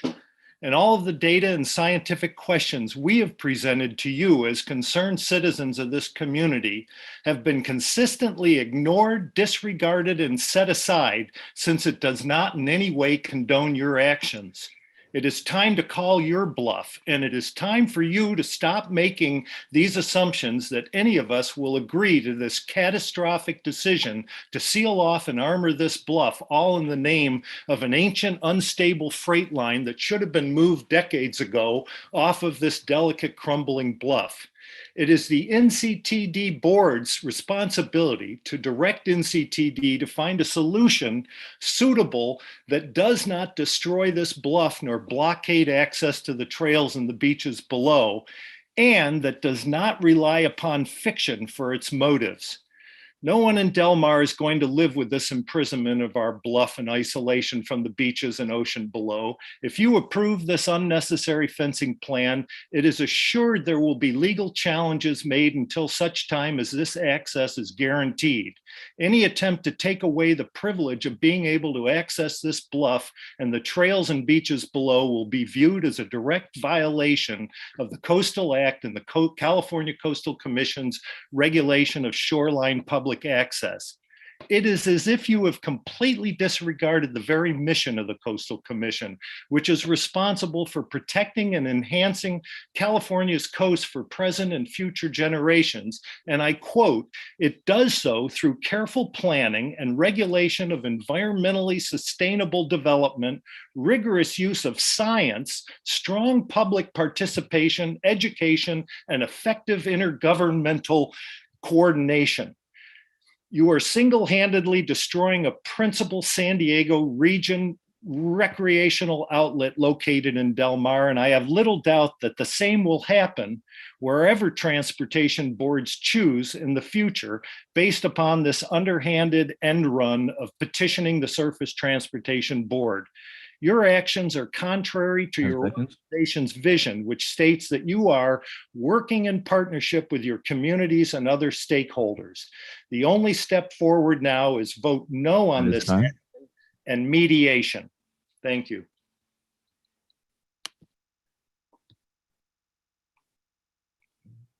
Mike Mayer. Hello, I'm sure you can hear me. Yes, sir. Good, thank you. Good afternoon. My name is Mike Mayer. I live in Del Mar on the upper bluff, which has a sheer face with absolutely no access to the railroad tracks 40 feet below on the lower bluff. Today, NCTD will vote on whether to ignore the Coastal Commission and the city of Del Mar and take decision-making power over the bluff and beaches of Del Mar by installing a fence in a residential area with no access to the tracks. My neighbors and I fail to see how a fence 40 feet above the track with no way to get to the track is an integral part of rail transportation. Safety reasons? No. People cannot get to the track from the upper bluff where we live. In addition, the upper bluff in front of our home is 100% sandstone, which is fragile and susceptible to erosion by wind and rain. Drilling 1,500 fence post holes will create 1,500 more opportunities for erosion at the edge of these fragile bluffs. Contrary to written statements by NCTD, the geotechnical consequences of installing a fence on the upper bluff has not been addressed. Dozens of homes will be put in jeopardy if installing a fence causes a bluff failure. NCTD has no right to install a fence in our neighborhood. Our area is not in an area that could possibly be considered to have any effect on railroad function or safety. Have all the board members seen the upper bluff at the south end of Del Mar? There are no tracks here. In order to see the tracks, you have to look over the edge of the bluff where you will see the sheer wall of the bluff, which is impossible to traverse, and look 40 feet down to the tracks on the lower bluff. Please take time to at least look at the southern section of the Del Mar Upper Bluffs before you vote to destroy the character of our neighborhood with an unnecessary fence in front of 16 townhomes owned by predominantly senior citizens. I respectfully request you to please postpone any vote on the Del Mar Bluff fencing at this time. Thank you very much for your time.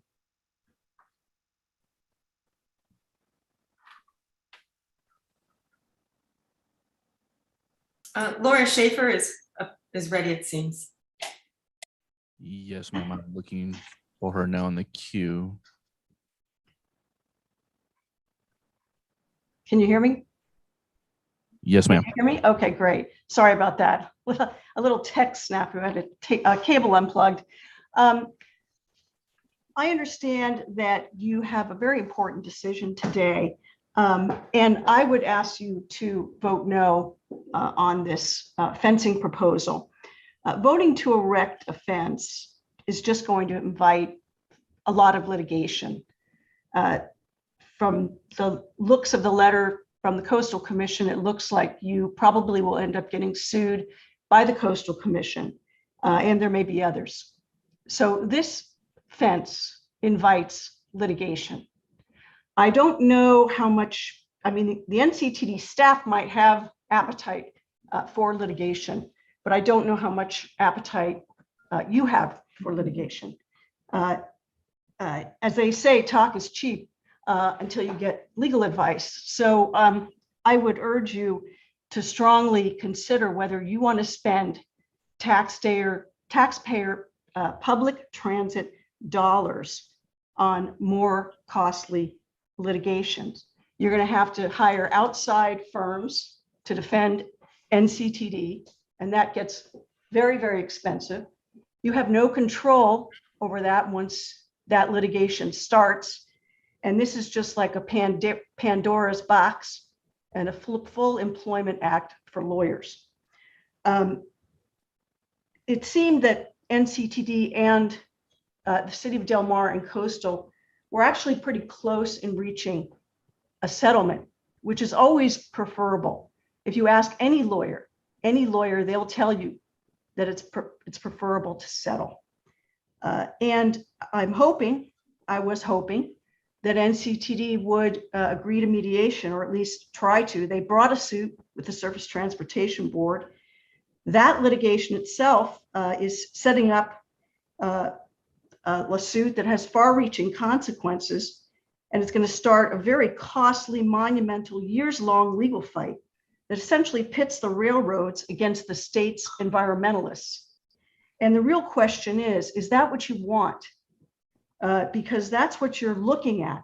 You're much better off settling this thing than erecting a fence, inviting litigation from the Coastal Commission and potentially other parties, and then in the STB action, probably going to the Ninth Circuit. The Coastal Commission is not going to lay down and take this. You'll end up in the Ninth Circuit. There'll be amicus briefs flying. I can tell you as an appellate lawyer, that is going to be a very costly, long, and expensive battle that this public transit agency cannot afford to take. Thank you so much. I really strongly urge you to vote no on this fence. We have Nick Hernan to be followed by Lizzie James, to be followed by Sean Kane. Nick Hernan, if you could raise your hand. I don't see you in the queue.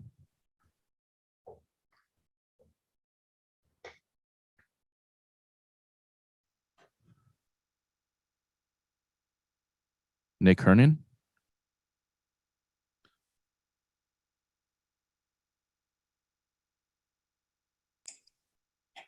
Mike Meyer raised his hand again.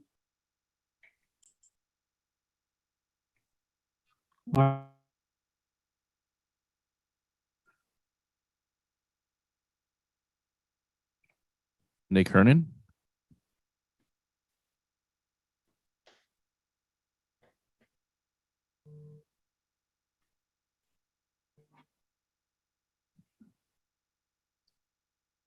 Lizzie James.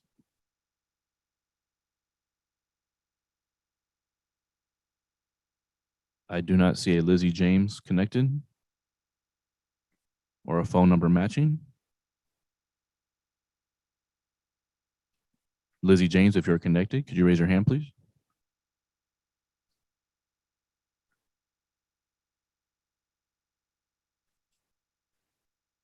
Sean Kane.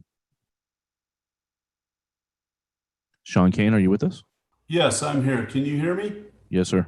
Great. Thank you, everyone. And to the board, thank you for your time and consideration. My name is Sean Kane. I'm a lifelong San Diegan, having lived up in the Del Mar community for the last 30 years. I've spoke with a substantial, and I mean substantial, number of people from the North County, people from Oceanside, people from Encinitas, people from Del Mar, Solana Beach, people east of Interstate 5. And not one person thinks that this idea of a fence extending along the bluffs is a good idea. A fence along the bluffs is a completely inappropriate move by the NCTD without genuine reflection and discussion with the citizens and without a good faith effort to mediate this to a reasonable solution. It's insensitive to the public and the environment, and it has created a firestorm of public hostility. It's very uncomfortable in that the people we elect don't address the issue head on with the community. The fence will not solve the safety issues that are alluded to and desired by the NCTD, just the opposite. The NCTD should focus on the crossings and their areas of safety risk, not the bluffs.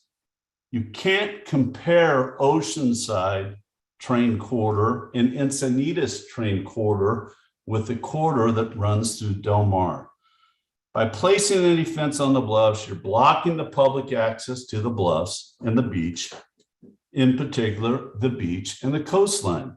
You're causing more damage to the bluffs. A gentleman just talked about the sandstone. He is spot on. Drilling a fence post destabilizes the precious habitat that was here long before we came here. You're negatively affecting that habitat. You're altering with these mankind devices the pristine nature of the bluffs. You're adversely impacting the homeowners that live down in the Del Mar community and the citizens up and down the coast. You're killing views. You're blocking escape routes. You're hastening the erosion and decline of the bluffs.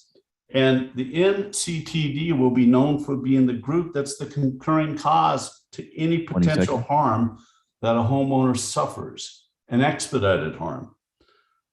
Please slow down, engage the community, and analyze it from the safety perspectives. Your actions have created and instilled an incredible hostility. To jam down such an ill-thought-out plan to the citizens is abusive.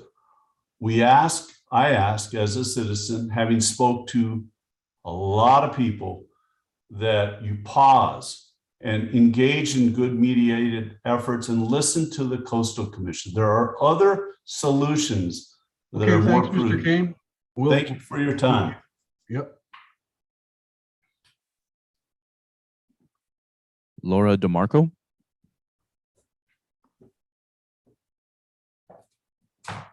Laura DeMarco, are you with us?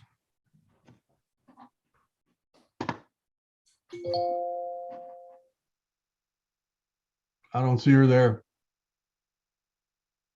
She's the phone number ending in 194. Hi, this is Laura DeMarco.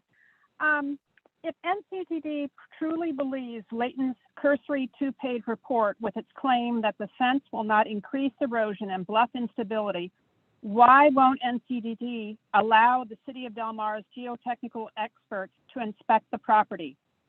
Due diligence in any transaction, especially taking on millions of dollars in liability for a city that only has a general fund revenue of $14 million in the current fiscal year, is required. If you were buying a house, would you not, would you refuse to buy a house where the seller would not allow your inspector to inspect the property? We've all seen what happens when real estate transactions or liability is assumed by public bodies that do not do a good job in inspection. And the poster child is 101 Ash for the city of San Diego. You cannot ask any public official to take on long-term liability without a true independent inspection in an arm's length transaction. You know, Leighton is a very qualified firm, yes, but they are employed by NCTD and their goal is to get the deal done, not necessarily to represent the best interests of the citizens of California or the citizens of Del Mar. Secondly, I would like to also bring up the fact that the money that is paying for this fence is coming from the citizens of California. And the grant that you signed agreement specifically says you will follow the laws of the state of California, including CEQA, that is enforced by the Coastal Commission. Yet you are doing something that the Coastal Commission has told you they do not want you to do, which sets up a very bad precedent and bad faith. You have the opportunity to make everything better, and I would invite you to take that. More importantly, NCD's fencing project is creating a 1.5-mile long geological time bomb in Del Mar that threatens the safety of train passengers and crews, as well as crowds of beachgoers. NCDD could try to shield itself from potential claims from deaths and injuries from bluff slides by invoking Government Code 831.2, natural condition immunity of unimproved public property that bars liability. However, your report from Leighton is insufficient and too full of disclaimers to substantiate its conclusion that the fencing will not cause more bluff slides. Anyway, do the right thing, please. Take a pause, listen to the Coastal Commission, work with Del Mar, and help safeguard the lives of hundreds of innocent train passengers and families enjoying the beach. Thank you.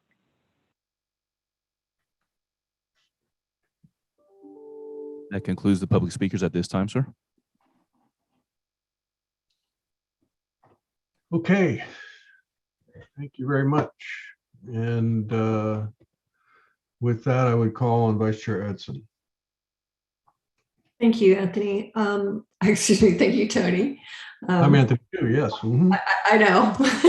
It's interesting that we have two Tonys. So I'd like to thank all the speakers for speaking their piece. As we've already been informed, today's agenda item is about whether or not we choose to approve a contract for the installation of fencing within the NCTD right-of-way that passes through the city of Del Mar. The path NCTD at the board's direction has taken to get to this point has been slow, collaborative, and thoughtful. Along the way, I think we've all learned a great deal. At the board's direction, NCTD engaged in over a year of good faith negotiations and spent $118,000 to fund studies in an effort to reach compromise that was considerate of Del Mar's concerns, but that would also advance the district's ultimate goal to improve public safety along the rails. I'm grateful to those who took part in the negotiations and for the amount of time staff has dedicated to this matter. I know that I, for one, have kept them pretty busy with questions. So we're here today because after many months of careful consideration, it's time to make a decision. That said, I'm not a fan of staff's recommendation. I could, however, support this item if the compromise agreement created through the efforts of the working group were back on the table, including, of course, the requirement for Del Mar to accept certain liabilities in exchange for fence designs and placements that are more considerate of views and allow access to the upper bluff trails. I'm sympathetic to Del Mar's concerns and would like to provide them a brief opportunity to take one last look at the working group's modified fencing plan and to reconsider NCTD's December 2021 final offer. With that, I'm interested in hearing the thoughts of my board colleagues. Okay, thank you. And I have to say that for me, this is kind of deja vu all over again, because I have experienced this public outcry over issues related to fencing here in Encinitas. Our efforts to build the coastal rail trail in Cardiff were also strongly opposed because of the impacts that it would have on the corridor, and specifically with regard to fencing. So I'm very familiar with this argument and the impacts that it has.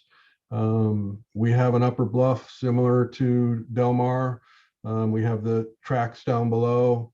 We have the difference between Del Mar and Cardiff is essentially that the Highway 101 runs between the bluff and the lower bluff and the tracks. So we have that extra piece of infrastructure. But in the end, for the people who live in Cardiff, it was about cross-connecting and getting down to the beach. And so it was quite a process to work through. But ultimately, we did build the coastal rail trail on the east side of the tracks, and the fence is in. The coastal rail trail is one of the most popular pieces of bike facility and walking facility that we have. And the fence is there, and it has been something that the public has truly enjoyed. The process by which the city of Encinitas went through to have that rail trail constructed included signing the agreement for the assumption of liability. And what I would like to ask is for the general counsel to describe the nature of the liability that is assumed in these. There's some in some of the public comments. It sounded like people were under the impression that anything that happened in the railroad corridor would then be the responsibility of the city of Del Mar. And if you could get into the situation a little bit, where if the city of Del Mar were to sign an agreement with NCTD, what can you describe the liability that would then be assumed by the city of Del Mar? Thanks, Tony. I can take that one. This is Jacob Gould, Senior Legal Counsel with NCTD. Within the agreement we have with your jurisdiction within Encinitas, it is anything that is a result from the deviation in the fence type. So the assumption is the low sand standard, which is a 6-foot chain link. And then the city can choose to have something different. And specifically in the city of Encinitas, it was a lower fence and a different type. And so the arrangement that was negotiated in that instance, and has been so several times, I believe, has been if there is a claim that arises due to the nature and the change of the fence, that the city will take liability for that. So basically, if somebody hops that and the claim is in part that the fence didn't stop them or wasn't enough, then the city takes on liability for that. For the initial discussion that I had, and I was, with the city attorney for Del Mar, it was, should the city maintain the upper bluff fence, in working order, and somebody be able to go over that fence and access the track, that the city of Del Mar would take liability for that. But if that fence was maintained and was in good working order, and somebody hopped that and ran down the 20-foot embankment, it would not apply. So that was what was offered the last, and what has been offered to other jurisdictions such as yours. And in those, when we were discussing the possibility of upper bluff fence that included the use of the trail, so in other words, the continued use of the upper bluff trail, there was some assumption of liability on the part of the city if they were to agree that involved anybody that was injured while walking on that trail. Is that correct? Certainly. And so there's two separate parts, one coming onto the right of way, one within the access area that has been granted. And so in all of our license agreements, whether it be a trail, whether it be, a backyard garden lease, whatever it is, there is a transfer of liability for that publicly used or privately used space. And so in the instances where a city or, the county is utilizing a trail space where the public is being invited, that jurisdiction typically takes on the liability for any claims that would arise from the use of that property. Okay, thank you. And like Jewel, I have struggled with this decision. The notion of a fence at the edge of the NCTD property that would preclude the use of the Upper Bluff Trail is something that I just don't think would be, appropriate. But at the same time, as a member of a transit board that has responsibilities as a Class 1 railroad operator, we do have some obligations, and so unfortunately, we're in a position of having to make this choice. And at this point, what I would like to do is make a motion that would provide direction for the executive director to work with the city of Del Mar to get to the point where the Upper Bluff was still accessible. So the motion that I would make is that we approve the modified fencing plan that was developed by the North County Transit District, California Coastal Commission, and City of Del Mar staff working group, contingent on the City of Del Mar executing a license agreement with North County Transit District that includes the acceptance of liability for the use of North County Transit District's right-of-way for the Upper Bluff Trail and maintenance for the modified fencing plan by February 28 of 2022. If the City of Del Mar fails or refuses to enter into a written agreement accepting liability and maintenance responsibility by February 28, 2022, the board authorizes the executive director to execute the necessary agreements to proceed with the fencing project in accordance with the staff recommendation as outlined in the staff report. Tony, what about other people that have comments before motions are done? Well, I'd like to get a motion on the table so that we know what it is that we're talking about. So I would ask for a second.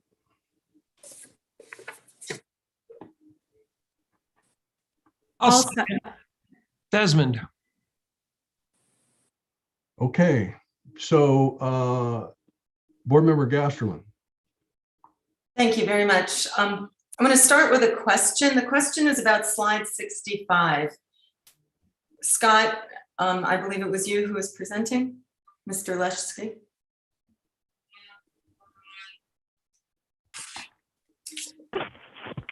Yes. Anthony, can you pull back up slide 65?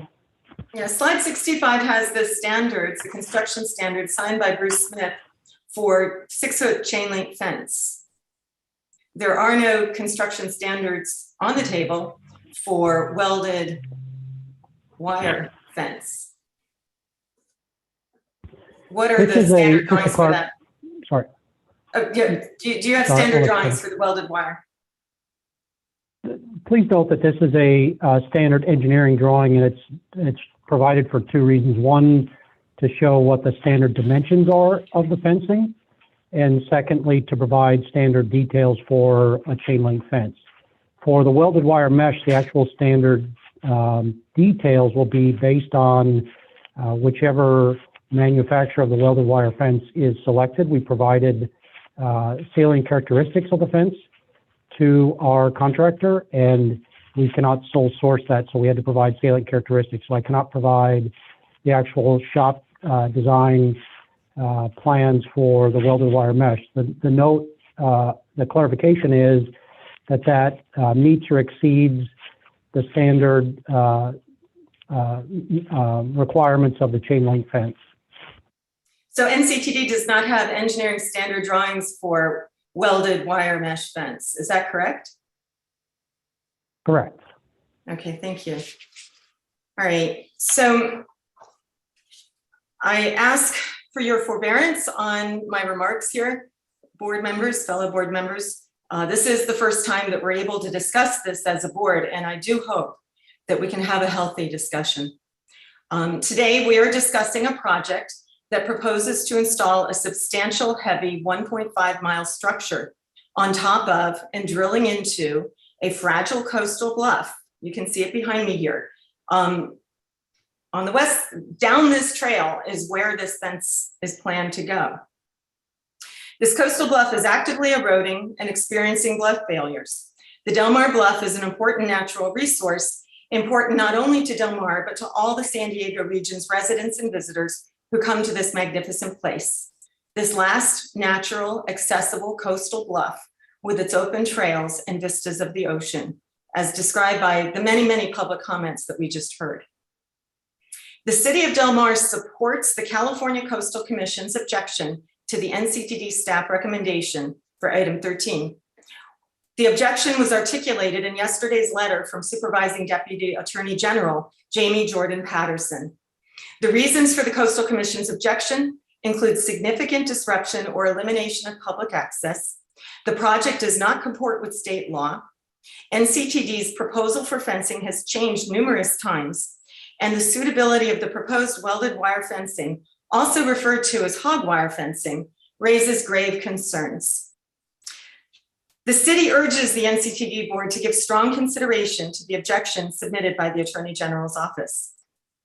And now I want to turn to where we stand with regard to the license agreement and with regard to the compromises and agreements reached over the last year. All parties, including Del Mar, have agreed to phase 1 fencing at the track level from Coast Boulevard to 13th Street. We are open to additional fencing further south of 13th Street, but hope that we can continue to engage in discussions as the design happens. Del Mar has negotiated in good faith. The 3 parties, Del Mar, Coastal Commission, and NCTD, did reach compromises on the fencing proposal and the license agreement for public use of the right-of-way. Del Mar has agreed to accept the same terms that NCTD entered with the other jurisdictions, some of you here, for example, Solana Beach and Encinitas, regarding liability for public use, on the fencing agreement.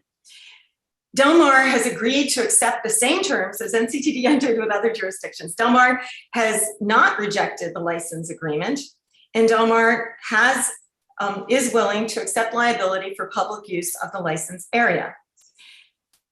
However, we have asked specifically for specificity on certain terms in the license agreement text and for the ability to do our due diligence regarding maintenance of fencing. NCTD's agreement language requires Del Mar to, quote, make a reasonable effort to prevent trespassing. We need to know what that means in the context of this fence on this bluff. Reasonable effort, that term needs to be defined. NCTD wants Del Mar to take responsibility for maintenance of the fencing. The city can't agree to consider accepting maintenance and liability for the fencing improvements within the license area as required by NCTD, or fully evaluate the impacts to the city in doing so without more substantive information. We've made it clear over and over what we need in order to do that. We are ready and willing to work together with NCTD. To better understand and evaluate the proposed fencing and the terms of the related NCTD license agreement, the city has asked repeatedly, and now here reiterates its request for the following: construction drawings related to proposed fencing along the Del Mar Bluffs, material and manufacturer specifications related to the proposed fencing, licensed professional civil or structural engineer designs or plans related to the proposed fencing, licensed professional geotechnical, drainage or hydrological studies or reports related to the proposed fencing, and licensed professional surveys, maps, or legal descriptions related to the proposed fencing. In short, we need to be able to project ongoing maintenance costs. We need to know how the fence will be constructed and installed. We need to know the impacts on bluff slope integrity of fencing design, construction, and maintenance. The way forward is to separate the upper bluff fencing from the track level fencing into 2 independent fencing projects. All parties have agreed, I'm repeating myself here, all parties have agreed to phase 1 fencing at the track level from Coast Boulevard to 13th Street. Let's look at that. The justification for certain track level fencing is absolutely clear for safety reasons. For upper bluff fencing, there has been no sufficient justification. There have been no catastrophic falls or other injuries that have happened on the upper bluff east of the tracks, above the tracks, 40 feet above the tracks. We have time. Let's delay the upper bluff fencing. As I laid out, terms in the license agreement rely on geotechnical studies. We have asked for and need construction plans, geotech, and a survey. With these, we can finish the license agreement. We want NCTD to follow state law. The California Coastal Act and the California Environmental Quality Act, CEQA. For decades, a process has been followed for every bluff stabilization and rail line improvement project in the NCTD right-of-way. And that is all that Del Mar has been trying to do. It is vital that through CEQA, we define the consequences, evaluate the mitigation, and justify each stretch of fence for its cost and its functionality.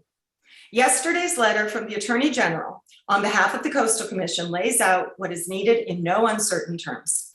With no construction drawings, no environmental review or geotech, no engineering design standards, no competitive bids, by the way, no information on means and method of construction, how can this board, how could I couldn't, even if I didn't live in Del Mar, how could this board possibly vote yes today to award a construction job order with all of this missing for a $3 million project that is being seen for the very first time today, including 6-foot tall hog wire fence all along the upper bluff. So I'm making a substitute motion. My substitute motion is number 1, to postpone the vote on fencing until NCTD has conducted environmental and geotechnical analysis of impacts of fencing on the bluff. Number 2, separate the upper bluff fencing and the track level fencing into 2 separate projects. Number 3, comply with the Coastal Act and CEQA in the projects as called for by the California State Attorney General on behalf of the Coastal Commission. I'm hoping that I have a second. I'm also noticing that certain board members have dropped off.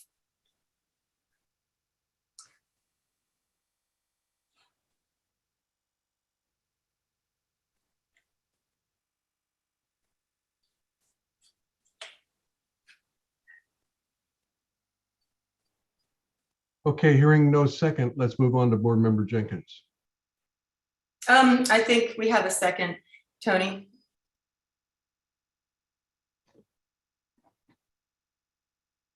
Go ahead and speak up if you have a second. Respectfully, I'm expecting Board Member Rodriguez to speak up, but if he does not, so be it. Okay, Board Member Jenkins. Thank you. As Tony mentioned in the beginning, we've received a lot of correspondence and emails, numerous emails and correspondence, and we've read them. There were some common threads in these emails and correspondence that I just want to clarify, then I'll have a couple comments.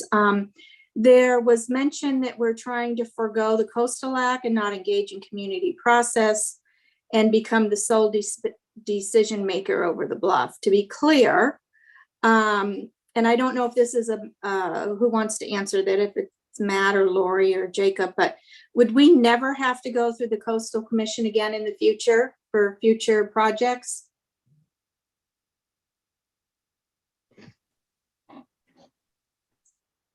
Hi, this is Lori. I hope you guys can see me and hear me. So the action with the Surface Transportation Board is not requesting that NCTD have any authority different or greater than we believe the North County Transit District has today. In addition to that, I think this specific question that you're asking, do we never have to go to the Coastal Commission? It depends on the project, of course, but a project that is wholly within the railroad right-of-way, we believe that the 2002 NCTD decision and other precedent and case law that has been reviewed with the board and is in our briefing to the Surface Transportation Board supports that the environmental review that is being requested by the Coastal Commission and the City of Del Mar is not required for this project. I think the other thing that I would mention is just the idea that NCTD is not being community sensitive or looking at alternative methods. I think the last 14 months shows that there has been quite an effort toward collaboration and community effort. Okay, my next question is, it's probably for you again, Lori. Would we never have to negotiate with the city again? That was mentioned numerous times, that if we make a decision moving forward, we'll never have to do that again. I don't think that's true, but I want you to clarify for those who think it is true.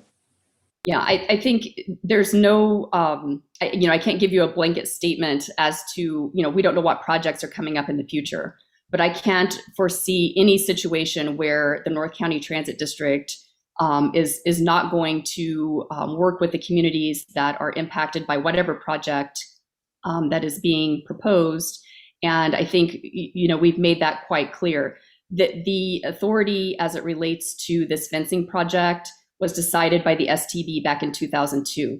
Despite that authority being in place, like I said, we have made considerable effort, staff and executive level, and through the board, to engage with the community and try to find a solution. Okay. The next question, comment that was stated is that we would never have to do environmental and geological reports. Is that true? Again, like I said, it depends on the project. The work that is being done wholly within the railroad right-of-way, and that conforms with the analysis that's required by ICTA, which is the Interstate Commerce Termination Act, that is the authority over common carriers such as NCTD. It depends on the project, and it depends on the context for which the project is being advanced. In most instances where the project is wholly within the railroad right-of-way, in a case like this, where the project is for safety and for an impacting operations, there is no CEQA application or other environmental law or local regulation that is applicable in that particular instance. The Interstate Commerce Act preempts that. Okay. And then one of the speakers mentioned about questioned our consultants' findings and talked about that they wanted their consultants to analyze the situation. Did the city of Del Mar or any consultant ever ask for access to our property to do their own investigations? I will defer that to Tracy. To my knowledge, they have not. There's been no application or request for access to the right-of-way to perform any work. Okay. And then just to comment on page 9 of the document of the presentation, there's 7 other cities that have funded improvements in their jurisdictions and assumed maintenance and liability responsibility. And I guess just a comment, it doesn't seem fair to our member agencies that the city of Del Mar would be given special consideration when all these other cities have funded their own projects and assumed the liability. So I just want to comment. I think all of the cities should be treated equally. And if other cities in the region have done this, then I don't understand why Del Mar, should not be treated the same. I think those are my only questions and comments for right now. I'll see what everybody else has to say. Chair Kranz, Board Member Rodriguez texted me saying that he was having technical difficulties. I'd like to restate my substitute motion so that.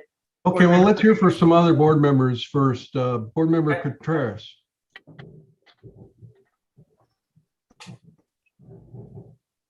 All right. I want to thank staff for providing all the information I know that this has been an ongoing discussion for a long time. Can the motion that's on the floor be restated, please? That has been seconded. Sure. Approve the modified fencing plan that was developed by the NCTD, California Coastal Commission, and City of Del Mar Staff Working Group contingent on the City of Del Mar executing a license agreement with NCTD that includes the acceptance of liability for use of NCTD's right-of-way for the Upper Bluff Trail and maintenance for the modified fencing plan by February 28, 2022.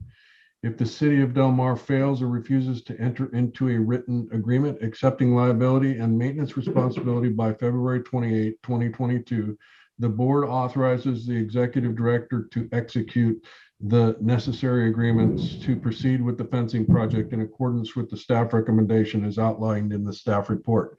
So to summarize, the first clause of that motion is to build a fence that continues to allow the public access to the Upper Bluff area, essentially. And the second part is, the fencing project that was the result of what appeared to be failed negotiations to come to an agreement to allow the use of the Upper Bluffs. Thank you, Chair Krantz. I think that I know I personally was really excited by the working groups this modified fencing plan, because I think it provided a lot of public benefit, including access for the public. So I would be, in support as well of this motion, because I do believe that we can provide some additional time. I know that we have had 14 months of communication and unfortunately weren't able to reach an agreement. However, as was stated by board member Jenkins, it wouldn't be fair for the City of Del Mar to have different responsibilities when it comes to liability and maintenance than some of the other cities. So at some point we need to have the City of Del Mar, when we're providing this additional time, to get to a point where we are all saying yes to a modified plan. We need the City of Del Mar to accept the liability necessary in order to bring about a modified plan. Because, if we're going to have fencing that's not on par with NCTD standards, then, we have to take a look as an agency at what kind of liability we are accepting if we deviate from our standards. But an appropriate acceptance of liability by the City of Del Mar would provide the public some of the requests that they have for access. And I think it would beautify the area as well. So I do hear the concern about the geotechnical analysis, and it doesn't seem like from the information that we have received that there would be issues with installing a fence.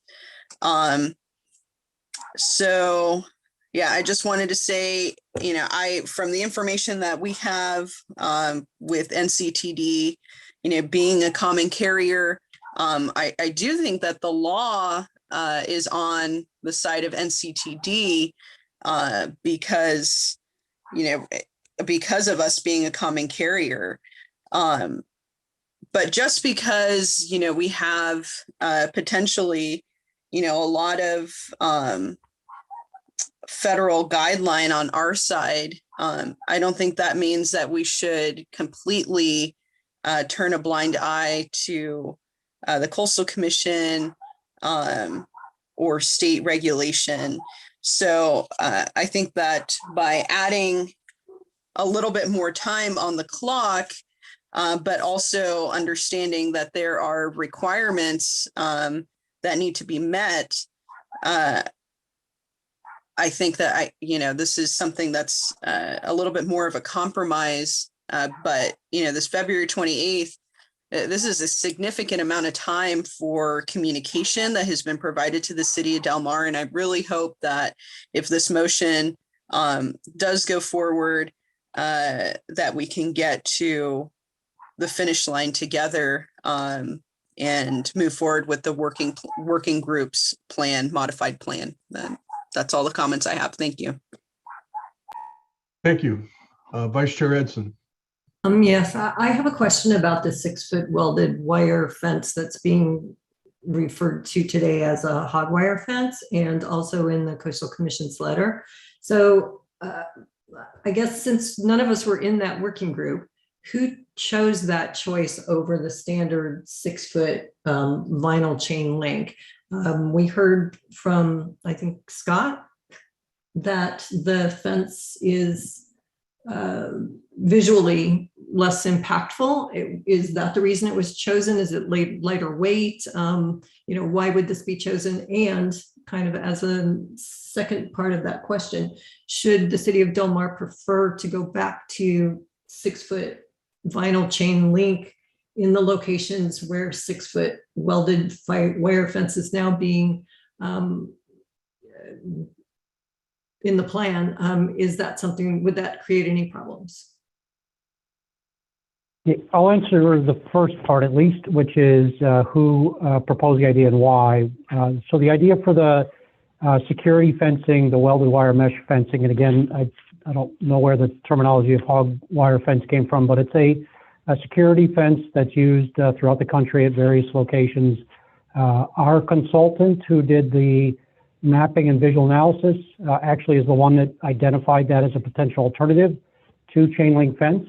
They identified it based on previous experience in using that as security fencing and noted that it does provide a reduced visual impact and increased security. It's much more difficult to cut as opposed to chain link fence.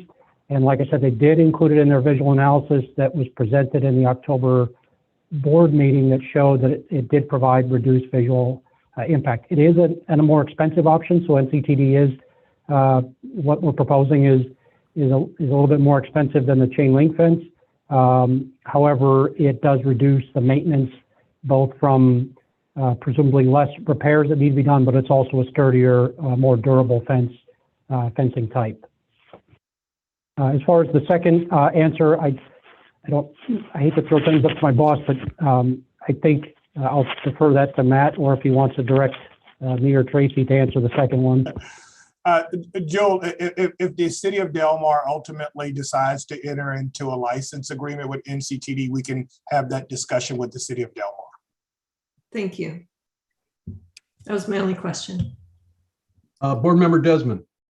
Thank you, Mr. Chair. And I just want to verify also, I guess, the motion that I seconded, that if Del Mar does not accept the modified agreement that was on the table in December with the liability, then this fence goes forward by February 28th, then this fence goes forward as presented by staff. Is that correct?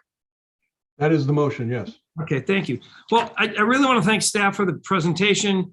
And it's apparent to me that NCTD has been working on good faith with Del Mar, the Coastal Commission, the Surface Transportation Board, to try to come to an agreement and take into consideration that Del Mar's concern with the fencing. I mean, we're hearing it.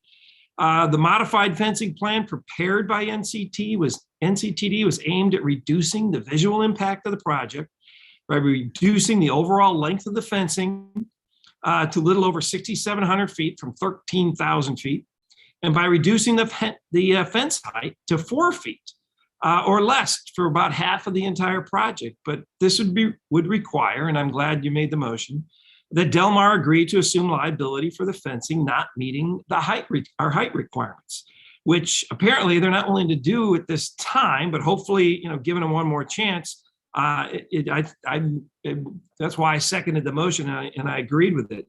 Some of the comments that came out of that NCTD in there that came out actually on January 29th to yesterday on some of the, I think it was, I'm not sure if it came before or after the Attorney General's letter, but this proceeding, the one we're having here today, has been held in abeyance by NCTD, the agreement of the NCTD, Del Mar, and the Coastal Commission to enable the parties to engage and resolve disputes for over 14 months.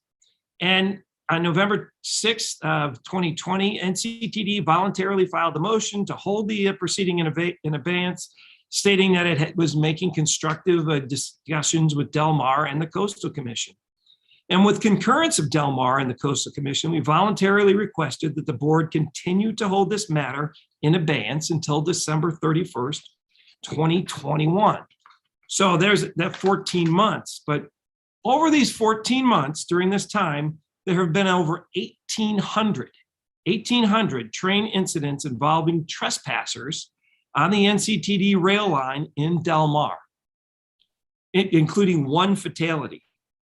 From June 2016 to June 2021, there have been 6 deaths and 3 serious injuries on the NCTD rail line in Del Mar. Safety is our #1 priority of NCTD regarding the rail operation, and we are working tirelessly to try to mitigate those risks that are out there. And by helping to prevent these devastating accidents involving trespassers, the safety fencing projects are going to help lessen rail service delays, traumatization of rail employees, and railroad property damage along the area in Del Mar where trespassers have been frequenting. And this is at a cost of over $118,000 to the NCTD during these last 14 months. So I think we as board members, knowing these incidents occurred and these deaths, that we have to take the appropriate steps to minimize and mitigate these risks. So I think, I don't want to put up fences in Del Mar either, but we have to, as board members, realize the risk and mitigate those. And I will, do everything in my power to try to get those, tracks off of the Del Mar bluffs. I think, that's got to be job 1 here by NCTD and Sandag ahead of any of their Grand Central Station or anything else. Those tracks need to come off those bluffs sooner rather than later. So I appreciate the motion. I think it gives, Del Mar another opportunity, another bite at the apple. But and I appreciate this got a deadline on it as well. So I'm happy to be the seconder, and hopefully this motion gets through. Thank you. Okay, thank you, Board Member Gasterlin. Yeah, thank you for the chance for follow-up. So regarding the so-called hog wire fence or welded wire mesh fence, it is more visually disruptive. If you look at the slide that has black vinyl chain link fence renderings, the sketches, and the welded wire, you can see it quite clearly. I'm not asking for that slide to be brought back up. The Surface Transportation Board has not ruled. There's something to be waited for there as well. My understanding from our city manager, she has told us multiple times that she has requested access for geotechnical analysis. I've been assured of that. So whatever the communications mismatch is, that seems to be happening a lot with all of this staff to staff negotiations, with staff reporting to board and staff reporting to council. This is the first time we are talking about it as a board and council members. So the Atlas Technical provided a letter. We respect it. We would like to have it fulfilled. We would like to see the geotechnical studies done. So Matt, I have a question for you.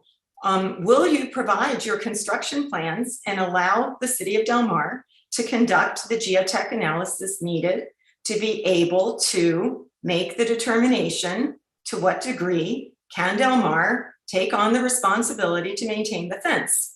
And Supervisor Desmond, with all due respect, Del Mar has agreed to take the liability for public use in the licensed area. The open matter is the effective ownership of the fence to repair, replace, and inspect this fence for 1.5 miles forever going forward. So Executive Director. So I'm extremely confident in the work that Light Engineering has already done.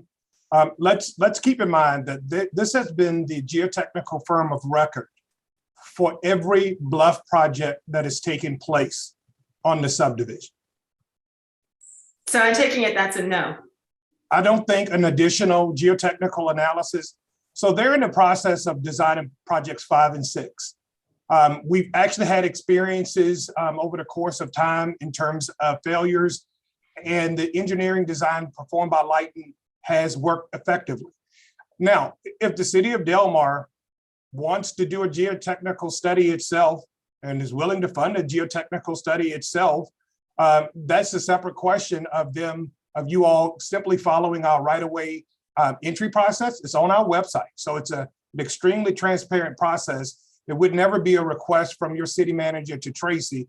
It would be you going onto our website, completing all of the forms, providing all of the necessary documentation to be able to request access to NCTD's right-of-way. So thank you for that. If Layton has so much background and data and experience, would they be able to write up the sort of report that Atlas Technical has laid out in their 2-page letter that was provided to this board?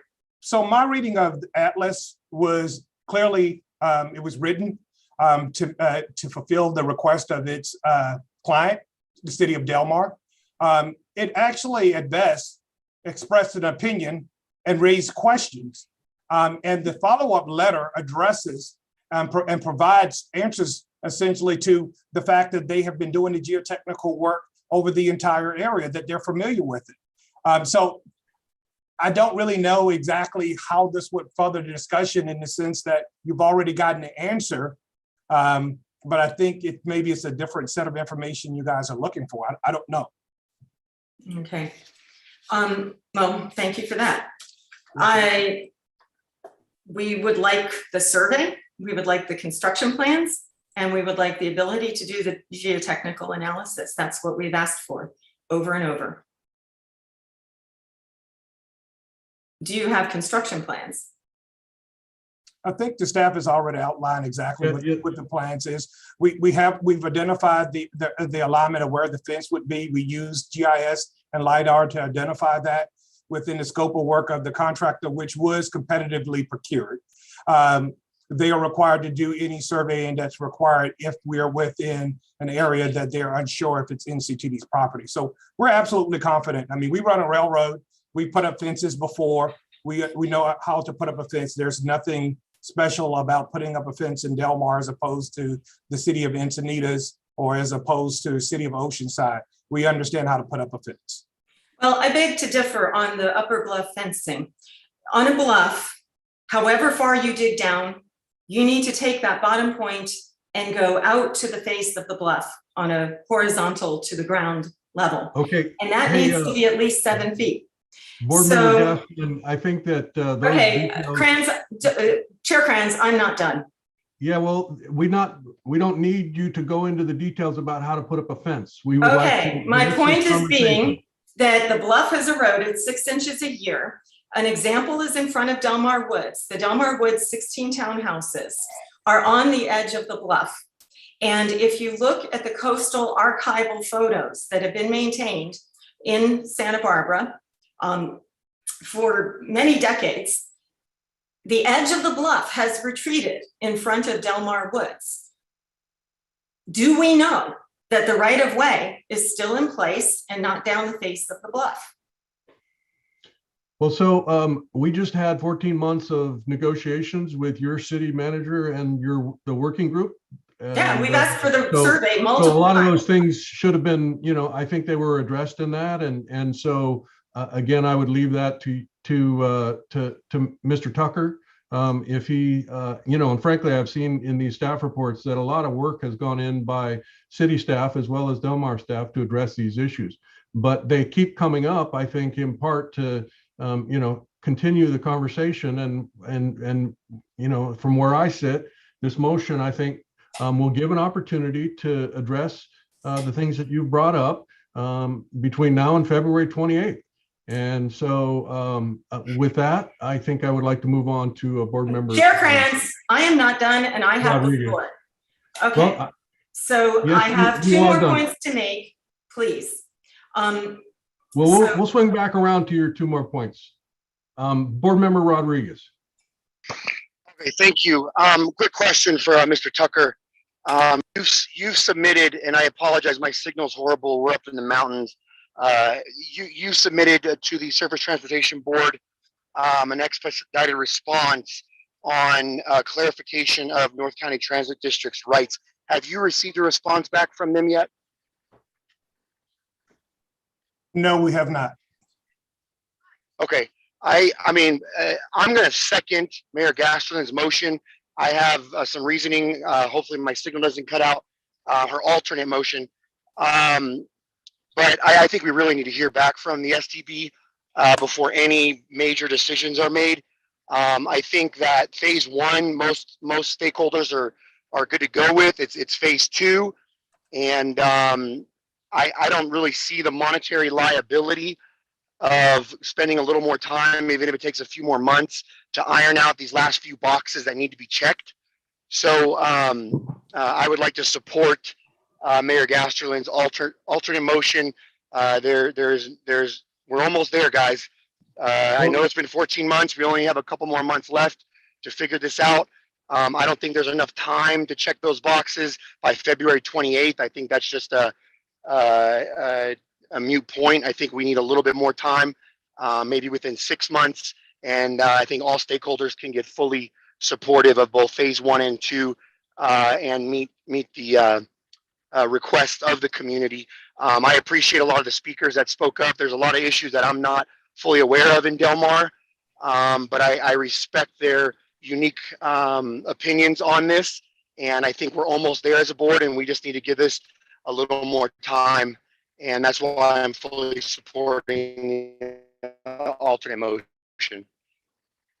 Okay, well, there isn't currently a substitute motion on the table. Well, I made the substitute motion and board member it wasn't Rodriguez had seconded. technical So issues. let's make the motion let's go again. on. I repeat the motion from before. It has a second. Board member Bob Patel.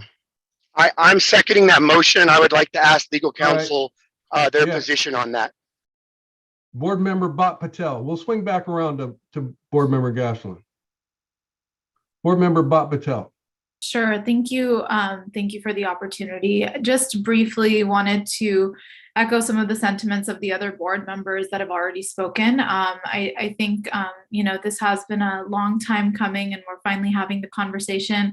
I know that a lot of our conversations tend to be about how can we find some compromise and work together to achieve our common goal of making sure that not only are we being safe, but at the same time are listening to the constituents of Del Mar. I do think that the original motion that Board Krantz had put forward was a good compromise, and I would be supportive of that motion. Thank you. Board member McNamara. Thank you very much, Chair. I also would like to state right from the beginning, I agree with Supervisor Desmond. I think that I've said this many times before, we need to kind of get the train off the bluff. And I hope that this body, along with Sandag, keeps that on our to-do list. That said, this body also has a responsibility for providing safety. And while I am, I sympathize with the residents of Del Mar that this will bring a change to what they've had for many years. The concern for us is not the views of the Del Mar residents. Our concern is we own that track, we own that right of way, and we need to provide safety.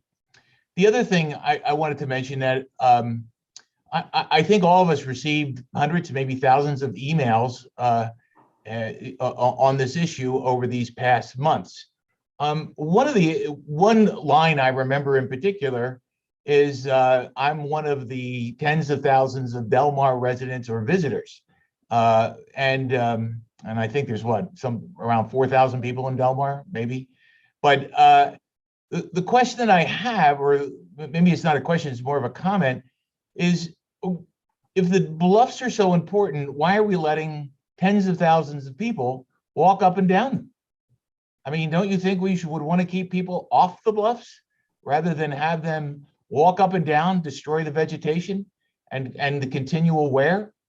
That seems incongruous to me, that we have all these speakers saying the bluffs are so important, but then we're willing to let so many people go up and down them. That doesn't make any sense to me. But our concern at this meeting is safety, and I very much support our chair's, even after 14 months, willingness to try to give Del Mar one more opportunity to find some compromise in this so that we can move forward in a unified way. Thank you. Okay, thank you. Now we've heard from all board members, and I think that, in these days of the pandemic where we have entered into this virtual world where we have these meetings by Zoom, I think that based upon board member Rodriguez's comments about his being out of decent cell service, I would propose that we offer a mulligan to the seconder on that. And so if board member Gasterlin would please restate her substitute motion. Thank you.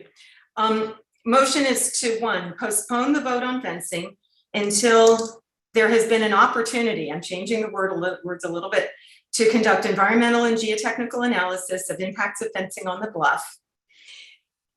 To 2, separate the upper bluff fencing and the track level fencing into 2 separate projects.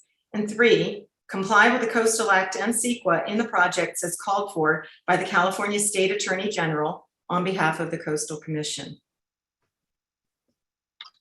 Okay, and is there a second? I would like to second that. This is Councilman Rodriguez, City of Oceanside. I'd like to second that. I have one last question from staff, really quick. Okay. And that has to do with the safety. In the last, the deaths that Supervisor Desmond referenced and the injuries that Supervisor Desmond referenced, were those in the phase 1 portion of the fencing or phase 2 portion of the fencing?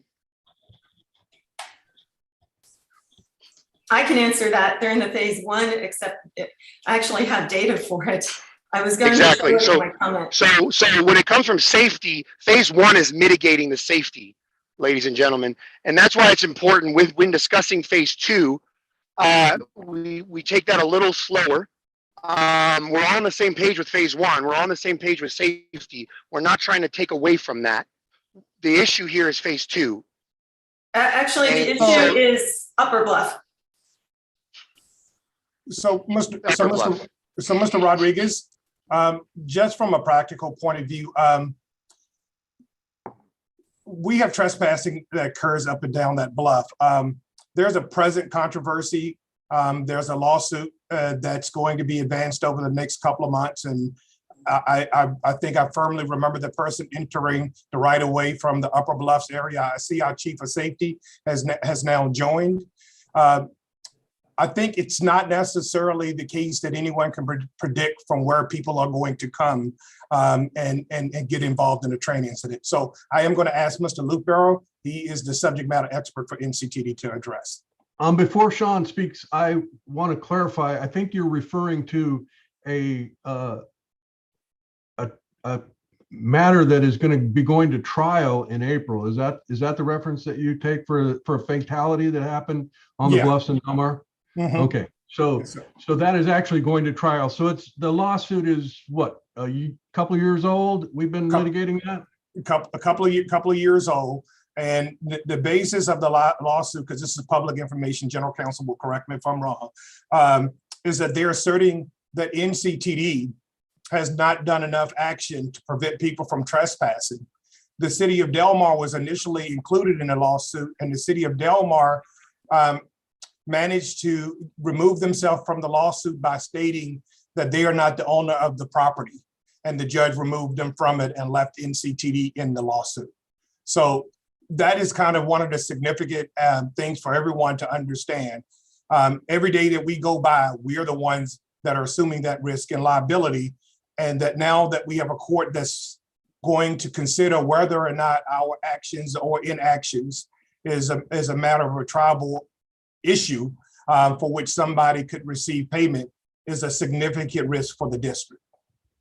And since Board Member Rodriguez is new, could you introduce him to the concept of, I don't know that there's an official term, but it has to do with if your train makes the strike, you hit it, you own it provision. Yep. The way that the liability works. And so Board Member Rodriguez, I know you and I, we're planning to connect.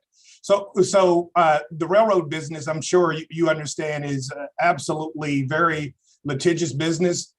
We carry a $295 million insurance policy to mitigate some of the risks. We have agreements with all of the railroads where it's essentially you hit it, you own it type provision in terms of assumption of liability and responsibility for settling claims. So it's just within that context that when we look at these matters, no one can predict the specific incident that's going to be a financial tipping point for the district. And in this particular case, BNSF is defending NCTD. Is that correct? That is correct. And the nature of the incident, just for Board Member Rodriguez's information, was a young man who stood into the railroad right away, turned his back to the train and took a selfie and then was hit. Got it. Okay, so we have a motion and a second on the floor. And with that, Anthony, I'd like for you. Chair Krantz, I have one more comment. Oh, okay. Thank you.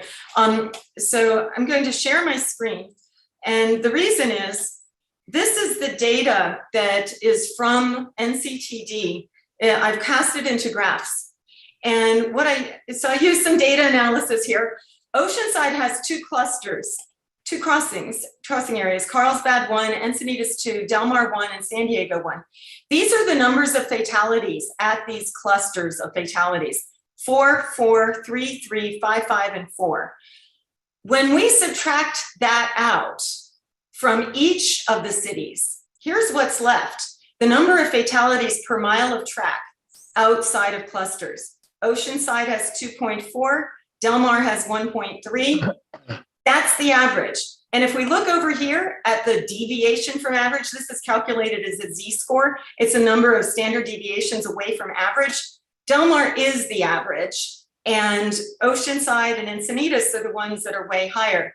I wanted to point this out. This is calculated from the data that was provided in the WSP report. The data for June 2020 through June 2021 was not available to me. If it is, I'm happy to integrate that into this data analysis. But the point is, the fatalities in Del Mar are absolutely concentrated at Coast Boulevard.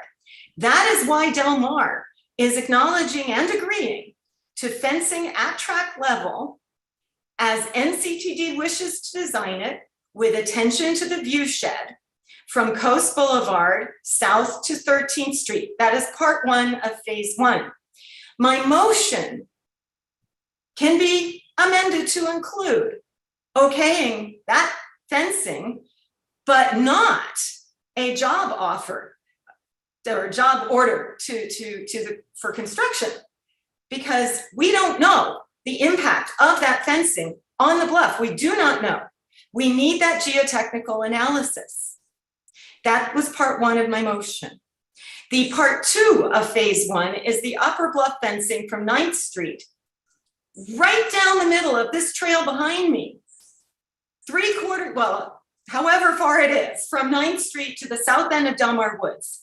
Those 16 homes in Del Mar Woods, which by the way, are in the high density part of Del Mar, the part where less affluent people live, our South Bluff neighborhood. Those homes are going to be looking out their living room at chain link fence. All the people who walk this trail every day are going to be looking through wire mesh, hog wire, chain link fence. My motion says step back. Let's look again at, I fully embrace Del Mar and NCTD negotiating about the nature of the fence, the ownership of the fence, and I will emphasize, we agreed to the liability for public use of the license agreement area. So, you know, I'm sorry, I'm passionate about this because this bluff is so important. And to answer Mayor McNamara's question about protecting the bluff, these trails they're here. They've been here for hundreds of years. We've used them for 100 years. I guess, you know, if we go all the way back, they've been used for hundreds of years by humans in this area. So I ask you to consider as a board, vote yes on my substitute motion, seconded by board member Rodriguez kindly today. And let's come back when the STB has made their decision, or before, if that's what you wish. But let's give it a little bit of time. Let's let NCTD and Del Mar work through what it will take to maintain the fence that NCTD wishes to install on the upper bluff. Okay, I appreciate your advocacy for your constituents and your passion on this matter. So, hey, Chief Lupero, I cut you off and you didn't get to answer the question that was asked. So let me give you an opportunity before we actually call the roll for the vote. Thank you, Chair Krantz. Just for some clarity related to some of the safety statistics that have been thrown out there. I think the best summary was provided by Supervisor Desmond with the 9 incidents that were previously reported, and then the 1 additional fatality that happened in December. So there have been 10 train strikes on the Del Mar Bluffs. For clarity, 3 of those were at the Coast Boulevard crossing, 7 were not. So that's 30% at the crossing. And the one furthest from the crossing was about 0.7 of a mile approximately down the bluffs. That does not include, as Supervisor Desmond also brought up, 1,800 near miss and trespass reports all along the length of the bluff, and well over several thousand throughout the reporting time period. And one final law, just for everybody to remember, it's against state law to cross railroad tracks at any location other than a designated crossing. So just for a point of clarity, thank you, Chair. Okay, thank you. Board Member Rodriguez, your hand is still up. Did you have comments prior to the vote? No, I apologize. I'm ready to vote. Chair, Okay, Chris, if I may, this is Lori. Yes. In terms of the Robert's Rules of Order, we had an original motion and second, which was your motion. It was your motion that was seconded by Supervisor Desmond. We subsequently now have the substitute motion by Member Gasterland that was seconded by Member Rodriguez. The first vote needs to be to put the motion on the floor for a vote. So the first vote would be to put the motion on the floor. Well, a substitute just preempts the original motion, doesn't it? Or is this, what is this a vote to put it on the floor about? So your motion, it still has not been voted on. And so the motion is to agree that the substitute motion can be voted on.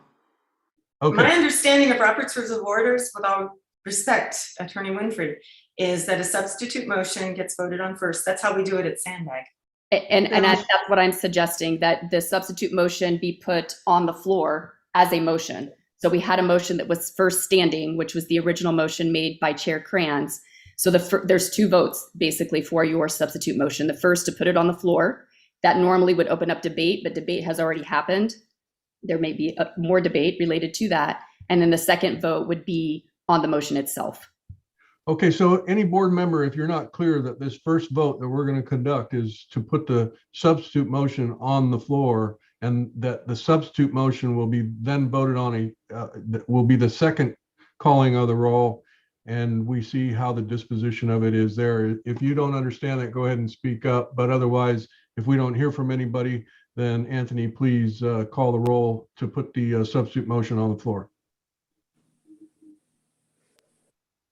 I'll move to put the substitute motion on the floor. Okay, second. Second. I already second. Okay, sorry.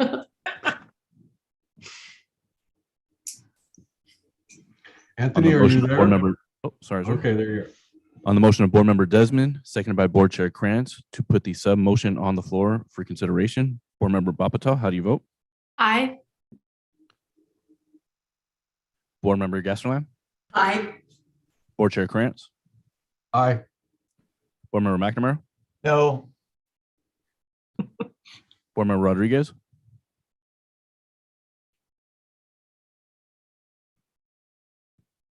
you're on mute, sir. Board Member Rodriguez,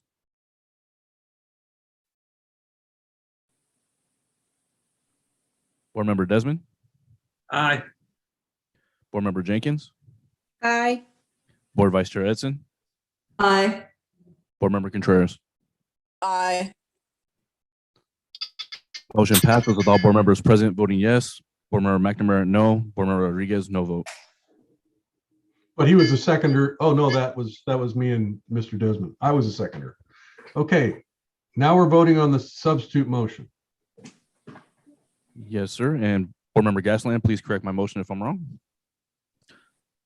On the motion of Board Member Terry Gasland, seconded by Board Member Chris Rodriguez, to postpone the vote on fencing until an opportunity for environmental and geotechnical studies have been completed, to separate the fencing project into two separate projects, and that NCT comply with the CEQA requirements for the projects. That is correct. Thank you. I noticed that Board Member Rodriguez is having technical issues again. So Board Member Bapatal, how do you vote? No. Board Member Gasland, Is Rodriguez in the waiting room? So I vote yes.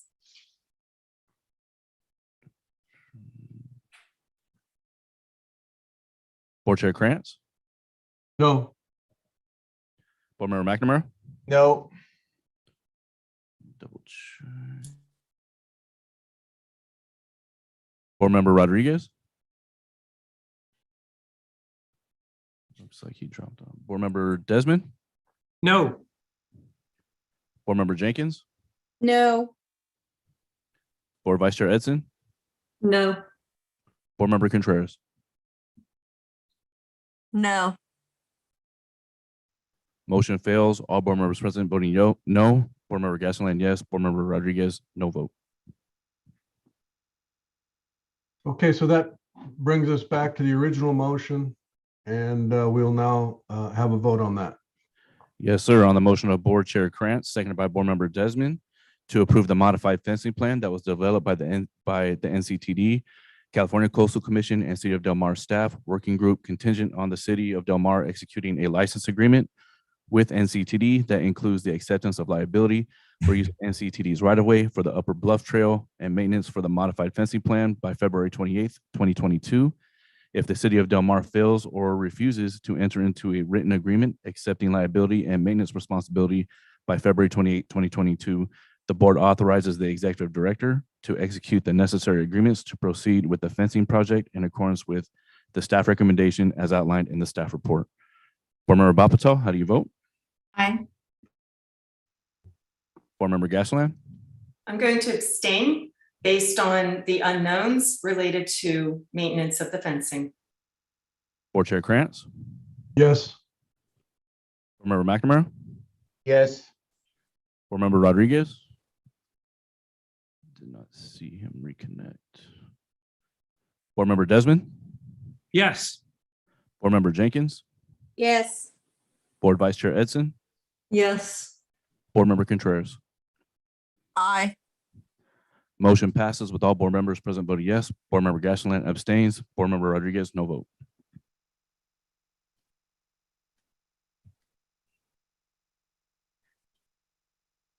Okay.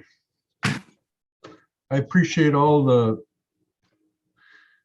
discussion and deliberations on this matter. We know it's a very difficult one to consider. And so with that, we will move on to item number, I believe 14.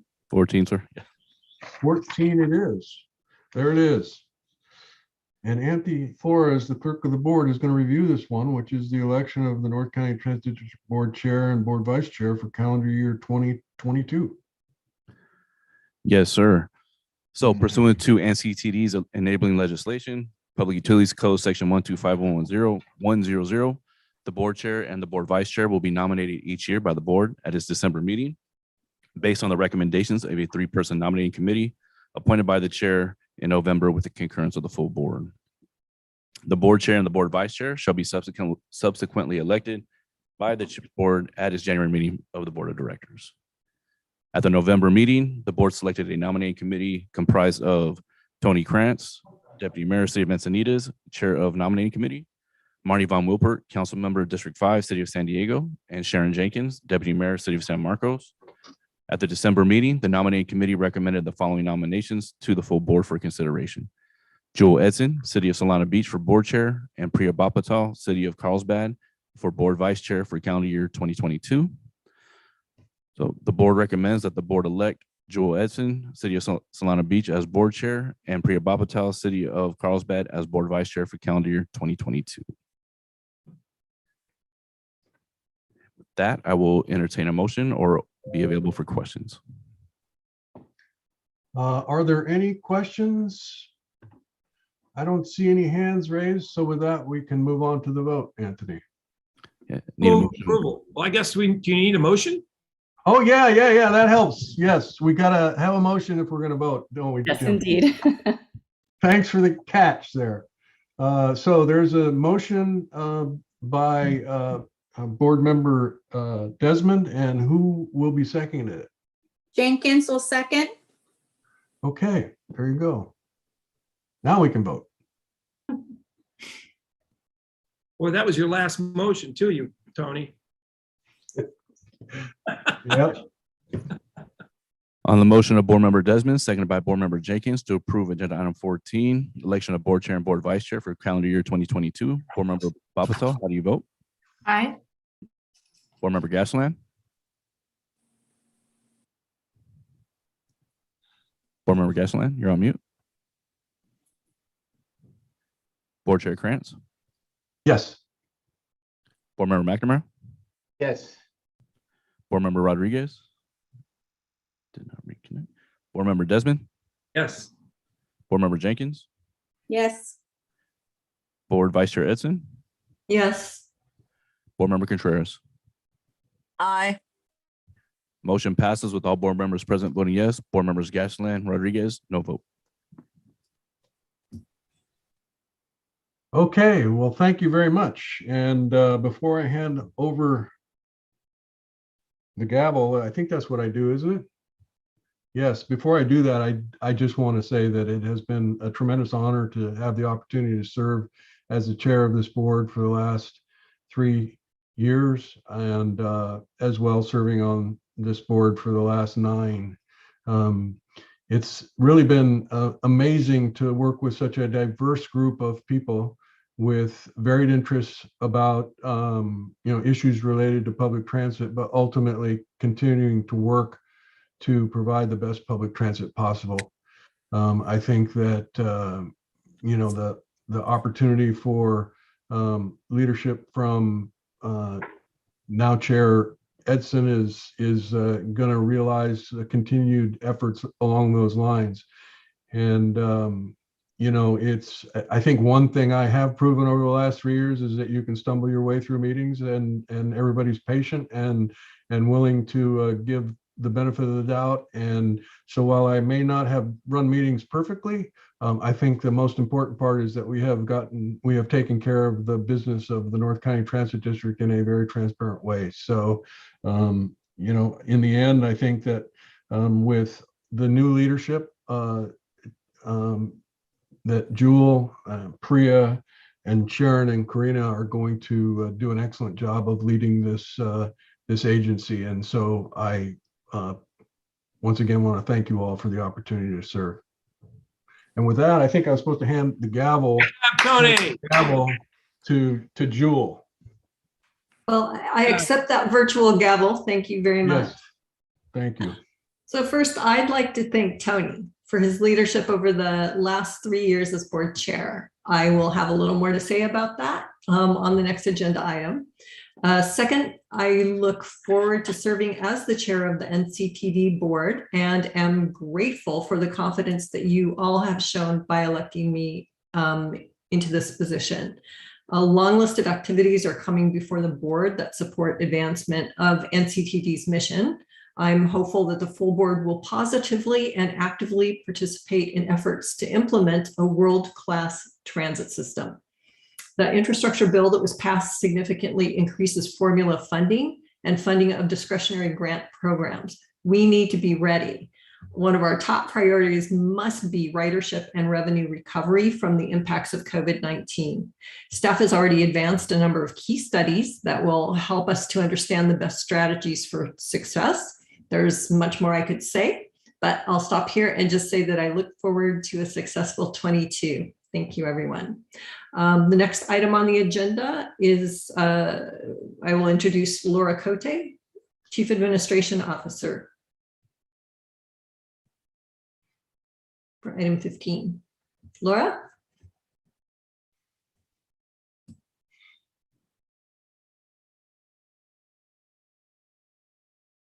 There you are.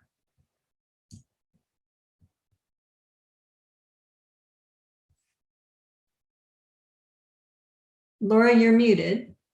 Of course I am. My apologies. Thank you so much for the introduction, Chair Edson, and I am very pleased to introduce this item recognizing Tony Kranz for your many years of service to North County Transit District and to the region. And I would like to turn on my video, and actually, in order to do this properly, I have to turn off my background, because what I want to show you is this massive proclamation that we are going to provide to you, Tony, when we have a chance to see you next. And I also would like to read it off for you. And please know that this was put together very affectionately by the staff who have been partnering with you, supporting you throughout all of these years. And so here you go.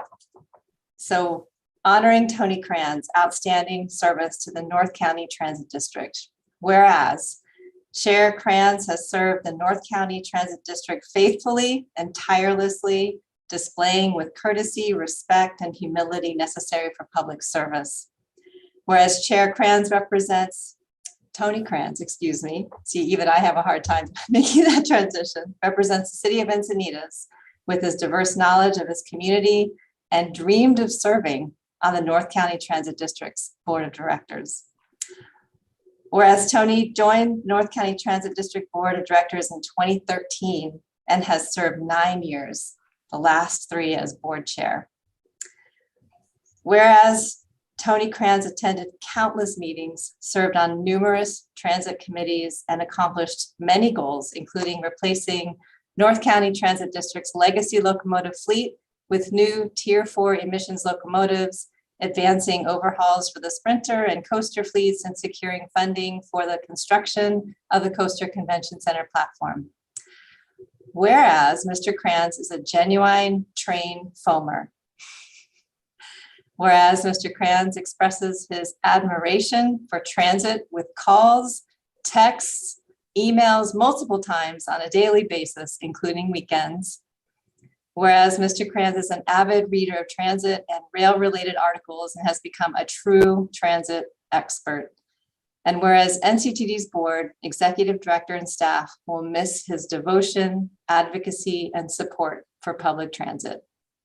Now, therefore, on behalf of the North County Transit Board of Directors, I, Jewel Edson, do hereby commend Tony Kranz for distinguished service to North County Transit District, and I call this observance to the attention of all of our citizens. So at this point, I'd like to turn things back over to Chair Edson. Thank you. Thank you, Laura. Before we take comments from the public and the board, I'd once again like to thank Tony for his service to NCTD and to thank Laura and staff. I think the proclamation sums up his tenure very well. Tony has been a strong advocate for our riders, our system, and the transit agency as a whole. It's been an honor to serve with him as his vice chair. I know Tony has many more contributions to make, but it is fitting that as we make this transition, we recognize all that he has done for his constituents in Encinitas and for our region as a whole. Thank you, Tony. Do we have any public comments for this agenda item? We do not, ma'am. Okay, at this time, we are ending the public registration to speak on this item. Are there any comments from the board? Hey, Jill. Great job, Tony. You've done a fantastic job and leading, as you said, a diverse group. And I appreciate all your efforts and your common sense and great leadership in the chairmanship. Do you know, are you going to stay on as the rep, or do you know Encinitas hasn't done that yet, or what's this, or not? I am not. I am not. I asked to be removed, and I will be replaced by Kelly Shea Hinsey. So, well, train her well. Thank you. Thank you. Matt? Will do. Yeah, well, I don't want to jump in front of my board members, so I'll wait until the board members finish their comments. All righty then. Sharon? Yes. Tony, I just want to express appreciation. I know we've talked in the past few days, but your commitment to North County Transit and to the whole region is just off the charts. And you've been a great leader, and you've been a great mentor to many of us. And we're definitely going to miss you. But having said that, I just want to also compliment Jewel and Priya. I know they will jump into their leadership roles, and the all-female executive team will carry on well, believe me. So good luck, Tony. Thank you. Let's see, Karina? Tony, I just wanted to say thank you so much. You know, coming on as a new board member, you were really helpful, and you know, you're going to be missed. And we're going to do our best to ensure that we, you know, continue in the path that you have forged for such a long time. And I just wish you the best of luck in all your endeavors. But you definitely will be missed. Thank you, Corinne. I know you were good friends with Kelly too. And so, you know, Encinitas is going to be represented well by her, and you two will make a great team. Vice Chair and Wingwoman Priya. Thank you, Chair Edson. So I just want to say thank you to Tony. I know that we've had the opportunity to serve alongside each other for the past, gosh, I think it's going on 3 years. And so just wanted to say that it's been wonderful to see you, you know, obviously first as a board member and now as chair in the past couple of years, and just having the opportunity to have served North County together is great. And definitely, I know that your work isn't done. So looking forward to continuing to work alongside you in different capacities. Thanks. Thank you, Priya. Paul? Tony, I just want to say, I really loved your leadership style, and I love the fact how much you cared about NCTD, and not just your city, but the entire community and what was best for public transportation. I've learned a lot, and we're really going to miss you. And of course, we're probably all a little jealous because we don't have to go through the meetings again. But anyway, I wish you the very, very best, and I look forward to staying in contact. Thank you. Thanks, Matt. Priya, your hand's still up. Did you have another comment, or did you? Oh, I'm sorry. I forgot to lower it. Thank you. Okay, Matt, I think it's your turn. Okie dokie. So as they were reading that proclamation, I wanted to read a comment that's in track changes in the version of the proclamation that you guys don't see. This is from Colleen Windsor when she read what I originally wrote for Tony. I made one suggested edit. I think it was still too spicy. So the version of the proclamation that you guys are seeing today is significantly toned down from what I wrote for Tony. I've worked closely with Tony over the time that he's been on the board.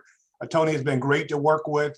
We have a great relationship. We can argue, we can fuss, and we can put it all back together the next day fairly easily. We've worked through a lot of opportunities for growth, success, and development for the district. Tony has been absolutely a champion of transit. He literally lives on the Twitter, seeing every single thing that happens from a customer experience. And he literally emails me hundreds of times per day and calls at least 3 to 4 times per day. I'm not going to say that I'm going to miss that, but I will miss Tony, but I'm sure our relationship will continue. Tony is a true trained foamer. He's one of these guys who's reading all of these publications. He then thinks he's an expert, and then I have to pull him back down to earth. We're going to have a beverage after this at some point in time, but I do want to tease you, Tony. I have something for you. Uh-oh, it's not showing up. I have a choo-choo train for you. The new, Awesome. The new coaster model train. Yeah, I got to have that. That I know you will put above your headboard. So thank you, Tony. You've been a great boss. Thank you, Matt. And I know that as I was listening to that proclamation, these, the honorary designation of expert was definitely tongue in cheek from you. We did have conversations where it maybe came across like I could do his job, and he assured me that just about every board member that comes through here thinks that. So I was not out of the norm. Yeah, I'm really humbled by all the comments and really appreciate the kind words. Have enjoyed the hell out of this service. And I hope to be able to continue to advance public transit in this region for many years to come. The background that I have here is the old train depot in downtown Encinitas. It's since been moved and become the Panikin over on 101. But this train depot, I lived up the hill from this depot, and my cousin and aunt and uncle lived in LA and came down by train frequently. While my uncle was in Vietnam, my aunt would come down. And so the story goes that my cousin and I frequently fought over who got to wave the flag, because this became a flag stop in the early 60s. And so, I've been around the railroad for a long time. I've been a firm believer in the need for top-notch customer service when it comes to public transit, especially with our bus system, because there are a number of people who are transit dependent. And so, again, I think, you guys are going to be in good hands with the leadership team. My replacement as a representative of the city of Encinitas, Kelly Shea Hinsey, is definitely a strong advocate for public transit as well. So I look forward to seeing you all in other circles in the years ahead. And again, really appreciate all your advocacy on behalf of public transit in North County Transit District. So thank you all very much. Thank you, Tony. Okay, so this says adopt a proclamation. So I believe that means that I need a motion. May I have a motion? I'll make that motion. Motion by Priya. Jenkins will second. Second by Jenkins. Anthony, can you call the roll? Yes, ma'am. On the motion of Board Vice Chair Priya Bapatal, seconded by Board Member Sharon Jenkins, to approve agenda item number 15, adopt proclamation recognizing Board Chair Tony Kranz's service to NCTD. Vice Chair Bapatal, how do you vote? Aye. Board Member Gasserland?